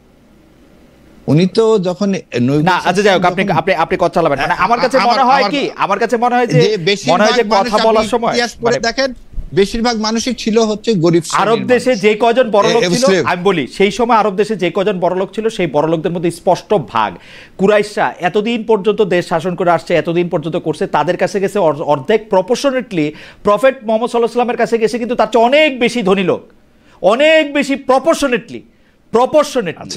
কারণ উনার তো সহযোগী 313 জন থেকে 3000 জন, 4000 জন মদিনায় হিজরত করার সময় যে লোক, সেগুলি প্রপোর্শনালি হইতেছে। কিন্তু ধনী লোকেরা, সবচেয়ে শক্তিশালী লোকেরা, সবচেয়ে আকর্ষণীয় লোকেরা ওনাকে যুক্ত করতেছেন অনেক অনেক বেশি পরিমাণে। চেক ইট ব্যাক, প্রথম দিকে তার ছিল না। আপনারা চেক ইট ব্যাক করেন, 4 জন, ওসমান রাদিয়াল্লাহু আনহু ছিল সবচেয়ে ধনী, তিনি ছিলেন, এবং প্রথম দিকে যে 313 জনের মধ্যে দেখবেন যে বেশিরভাগই হচ্ছে গরিব ছিল। সেটা আমার পড়াশোনা যতখানি, আমার জ্ঞান যতখানি, তাতে মহিউদ্দিন ভাই এটা আমার ধারণা এটা ভুল না, আপনি একটু চেক করে নিন। সেকেন্ডলি যে কথাটা, বাংলাদেশ জামাত ইসলাম এমন কোন ইসলামের কথা বলতেছেন না যেটা কোরআন সুন্নাহর বাইরে, এবং কেউ সমালোচনা, আপনি একটু আগে বললেন 100টা, এই যে এতক্ষণ ধরে আমাদের জাহেদ ভাই বললেন, একটা কথা উনি বলতে পারলেন যে অমুকটা জামাত ইসলাম করছে যেটা কোরআন সুন্নাহর বাইরে, বলতে পারেন না। সব সময় ঘুরে ফিরে একটা কথা, আমরা স্বাধীনতা বিরোধী। স্বাধীনতা বিরোধী এই ত্যাগের রাজনীতি আর বাংলাদেশে চলবে না। আমি বলতে পারি কোরআন সুন্নাহর বাইরে, কোরআন সুন্নাহর মধ্যে মুনাফিকের জায়গা নাই, মিথ্যা কথার জায়গা নাই, মিথ্যা কথা বলছে প্রচুর জামাত ইসলামী ঘোষণা দিয়া। আমি দেখাইতে পারি নারী নেতৃত্ব হারাম বলে সেই ক্যাবিনেটে গিয়ে বসছে, সেইটার মধ্যে থেকে জায়গাতে গিয়ে বলছে, প্রচুর পরিমাণে ভারতকে এত গালাগালি করে জামাতের নেতা, সর্বোচ্চ নেতা থাকা অবস্থায় তার ছেলে ইন্ডিয়াতে গিয়ে পড়াশোনা করছে, মানে এই জায়গায় এই বক্তৃতা দিচ্ছে, এই জায়গায় আরেকটা করতেছে, যেই জায়গায় যখন যেটা দরকার হতেছে তখন সেটা করছে। আওয়ামী লীগের সাথে এক ধরনের প্যাক্ট করছে বিএনপিকে হটানোর জন্য, বিএনপির সাথে প্যাক্ট করছে, তারপরে আবার বিএনপি থেকে আলাদা হয়েছে, প্রত্যেকটা জায়গায় বিভিন্ন পর্যায়ে মিথ্যাচারের আশ্রয় নিছে। এটা হচ্ছে জ্ঞানের লিমিটেশন। হৃদয় বিদায় সন্ধি যখন নবী ইসলাম করেন তখন আলী রাদিয়াল্লাহু আনহু ওখানে প্রচন্ড বিরক্ত হয়ে গেছিলেন। সবকিছু লজিক দিয়ে আপনি বিচার করতে পারবেন, কারণ পৃথিবীতে অ্যাবসলিউট মিথ্যা বা অ্যাবসলিউট সত্যি বলে কিছু নাই, এটা পার্সপেক্টিভের ব্যাপার। আমার কাছে কিন্তু মনে হয় এটা পার্সপেক্টিভের ব্যাপার। আমি জনাব শাহরিয়ার কবির, আমি কিন্তু আপনাকে পার্সোনালি বলতেছি না, আপনি যখন বলেন আই ডু আন্ডারস্ট্যান্ড যে আই ডু আন্ডারস্ট্যান্ড, কিন্তু কোরআন এবং সুন্নাহ, জামাত ইসলাম তো একটা নায়েব বা যে কেউ যদি মিথ্যা, সেটা তার ব্যক্তিগত। একটু আগে আপনি বলছেন না হিসাব তাকে দিতে হবে, ইসলাম কায়েম করার দায়িত্ব আমাদের সবার। জামাত ইসলামের যারা নেত্রী তাদের না, সবার মিলেই আমাদের ইসলাম কায়েম করার কথা, এটাই আমাদের ইমানের অংশ। এখানে ওইভাবে পার্টিকুলার একটা লোক মিথ্যাটা বলছে তার জন্য জামাত ইসলামই খারাপ, এটা কি বলা যাবে? আচ্ছা ঠিক আছে, আমরা যদি একটু শেষ করি ভাই, আপনি যদি আর 1 মিনিটের মধ্যে শেষ করেন, আমরা অনুষ্ঠানটা শেষ করি একদম শেষ পর্যায়ে। আপনি যদি এখন বলেন যে আপনার কথা কিন্তু পরিষ্কার, আপনি খুব সুন্দর করে গুছায় বলছেন, যেহেতু আমরা একটা ফরওয়ার্ড লুকিং দেশ চাই, একটা দুর্নীতিমুক্ত একটা জায়গা চাই। সত্যি কথা বলতে যে যেই রাজনৈতিক দলগুলি বাংলাদেশ স্বাধীন শাসন করছে এই পর্যন্ত, অর্থাৎ আওয়ামী লীগ, বিএনপি, জাতীয় পার্টি, তাদের বিভিন্ন রকম কারণে দুর্নীতি এবং নানা কারণে এগুলো আমরা চোখে দেখছি। আমরা কি এই বিশ্বাস রাখতে পারবো যে জামাত ইসলামী এগুলি করবে না? কারণ জামাতে ইসলামীও আমি দেখেছি যে ক্ষমতায় থাকার জন্য, ক্ষমতার ভাগ নেওয়ার জন্য এরকম অনেক কিছু করছে যেটা তাদের আদর্শের সঙ্গে যায় না। এই প্রসঙ্গে যদি আপনি একটু 2 মিনিটে বলেন। আমার 1 মিনিটে উদাহরণ হচ্ছে, example is better than everything. আমাদের 2 জন মন্ত্রী ছিল বেগম খালেদা জিয়ার শাসন আমলে, ওই 2 জনের বিরুদ্ধে দুর্নীতি অনুবীক্ষণ যন্ত্র দিয়েও কিন্তু পাওয়া যায় নাই। না, সেটা আপনি বলতেছেন, সেটা আপনি বলতেছেন না, আমি না। এন্টি করাপশন কমিশনও পায়নি, শেখ হাসিনা তার 15 বছরেও চেষ্টা করে পারেনি ওটা। দ্বিতীয় যে কথাটা বলি, যে ইসলামী ছাত্র শিবিরকে বারবার জিজ্ঞাসা করা তো ওদের সোর্স অফ ইনকাম কি, এটা নিয়েও অনেক ইনকোয়ারি হয়েছে। কথা হচ্ছে যে রাষ্ট্রের টাকা তসরুপ না করার জন্য যদি কোনো একটা দল থেকে থাকে, আমি আমার এটা দায়িত্ব নিয়ে বলতে পারি, আজকে আমিরে জামাত ডক্টর শফিকুর রহমান তার শেষ নিঃশ্বাস ত্যাগ করার পর একটা টাকার হেরফের হবে না এবং এদেশের দুর্নীতি চলতে দিতে পারে না। আর একটা, তিনি মুক্তিযুদ্ধের ধারক বাহক, অতএব আর ভারতের আধিপত্যবাদ মেনে নিয়েন না, জামাতে ইসলাম এটাকে মেনে নেয় না বলেই একটাই কথা তার বিরুদ্ধে, সে যারা। আচ্ছা, আমি শুধু একটা শেষ প্রশ্ন করতে চাই। আমার কাছে মনে হয় যে এই ব্যাপারগুলি আপনার সাথে আমি একমত না হওয়ার কোনো উপায় নাই, কিন্তু আমি খালি একটা শেষ প্রশ্ন করতে চাই। ইসলামী ছাত্র শিবির বা শিবির নাম না দিয়ে যে প্যানেলটাতে আসলে শিবিরের নেতা নেত্রীরা নিরঙ্কুশ বিজয় পেয়েছে, অনেকেই বলতেছেন যে এখানে অনেকগুলি টাকা খরচ করা হয়েছে। এটার কি আসলে কোনো একটা শ্বেতপত্র বা কোনো একটা হিসাব আছে? আপনি কি মনে করেন যে এখানে টাকা খরচ করা হয়েছে বা মুখে যা বলা হয়েছে তাই টাকা খরচ করা হয়েছে? না, আপনাকে প্রতিটা যে ইলেকশনের জন্য যে টাকা খরচ হবে তার পায়ে পায়ে হিসাব সংগঠনকে দিতে হয়। ইসলামিক ছাত্র শিবির এই মানে আমার কাছে মনে হয় যে এই কথা মানে এখন আর অস্বীকার করার কোনো উপায় নাই যে ঢাকা ইউনিভার্সিটির ছাত্ররা শিবিরের যারা নেতৃবৃন্দ আছেন তাদের কথার মধ্যে আস্থা রেখেছেন, তাদেরকে অনেকদিন ধরে তারা চেনেন এবং তাদেরকে তারা ভোট দিয়েছেন। এইটাতে এখন ষড়যন্ত্রের কথা বলে বা অন্য কথা বলে আসলে কোনো লাভ নাই। এইটা তারা তাদেরকে চিনে জেনে মেনেই তাদেরকে নেতা নির্বাচিত করেছেন। আমরা এখন দেখতে চাই যে তারা আসলে কেমন নেতৃত্ব দেন এবং তাদেরকে আমি শুভেচ্ছাও জানাতে চাই আবারও। কিন্তু জনাব শাহরিয়ার কবির, আপনার মন্তব্যের জন্য অনেক অনেক ধন্যবাদ। আমি একদম শেষ প্রসঙ্গে মেজর মাহমুদের কাছে আসতে চাই। যেন মেজর মাহমুদ, এই কথা বলেও আমি বলতে চাই, আর্মি কি এখানে একটা রোল প্লে করতেছে এনসিপি কে আন্ডারমাইন করার জন্য? এই আলোচনার মধ্যে আমরা ছিলাম যে আর্মি একটা রোল প্লে করতেছে কিনা যাতে এনসিপি কে খুব ছোট দেখা যায়, দুর্বল দেখা যায়। খালেদ ভাই, জি খালেদ ভাই, আমি বাংলাদেশের অলমোস্ট যারা রাজনৈতিকভাবে সচেতন সবাই জানে হচ্ছে 5 আগস্টের পরে সেনাপ্রধানের বাসায় যদি কারো কোনো অ্যাক্সেস থেকে থাকতো, ওনার জেনারেলস যারা আছে তারা যারা হচ্ছে ধরেন 5 মিনিটের আগে যে মানে সেনা ভবনে যদি যেতে হয় 5 মিনিট আগে যেতে পারে ইউজুয়ালি। এর আগে পর্যন্ত নিরাপত্তা যারা আছে তারা আসলে এটা রেসপেক্টফুলি এলাও করেন। সেই জায়গায় কিন্তু আমাদের এই 2 ভাই যে 1 ঘন্টা আগেও বসে থাকতেন ওনার বাসায়, ঠিক আছে? তার মানে 5 আগস্টের পরে সবচেয়ে ভালো সম্পর্ক ছিল তাদের, মানে ওনার সাথে যে পরামর্শ করতেন বা কথা বলতেন, এত সুন্দর একটা সম্পর্ক থাকা যখন ছিল, সেই সম্পর্কটাকে আসলে কিভাবে নষ্ট হলো সেটা আমরা সবাই জানি, পার্সপেক্টিভও জানি, কথাটা কতটুকু যুক্তিযুক্ত সেটাও জানি।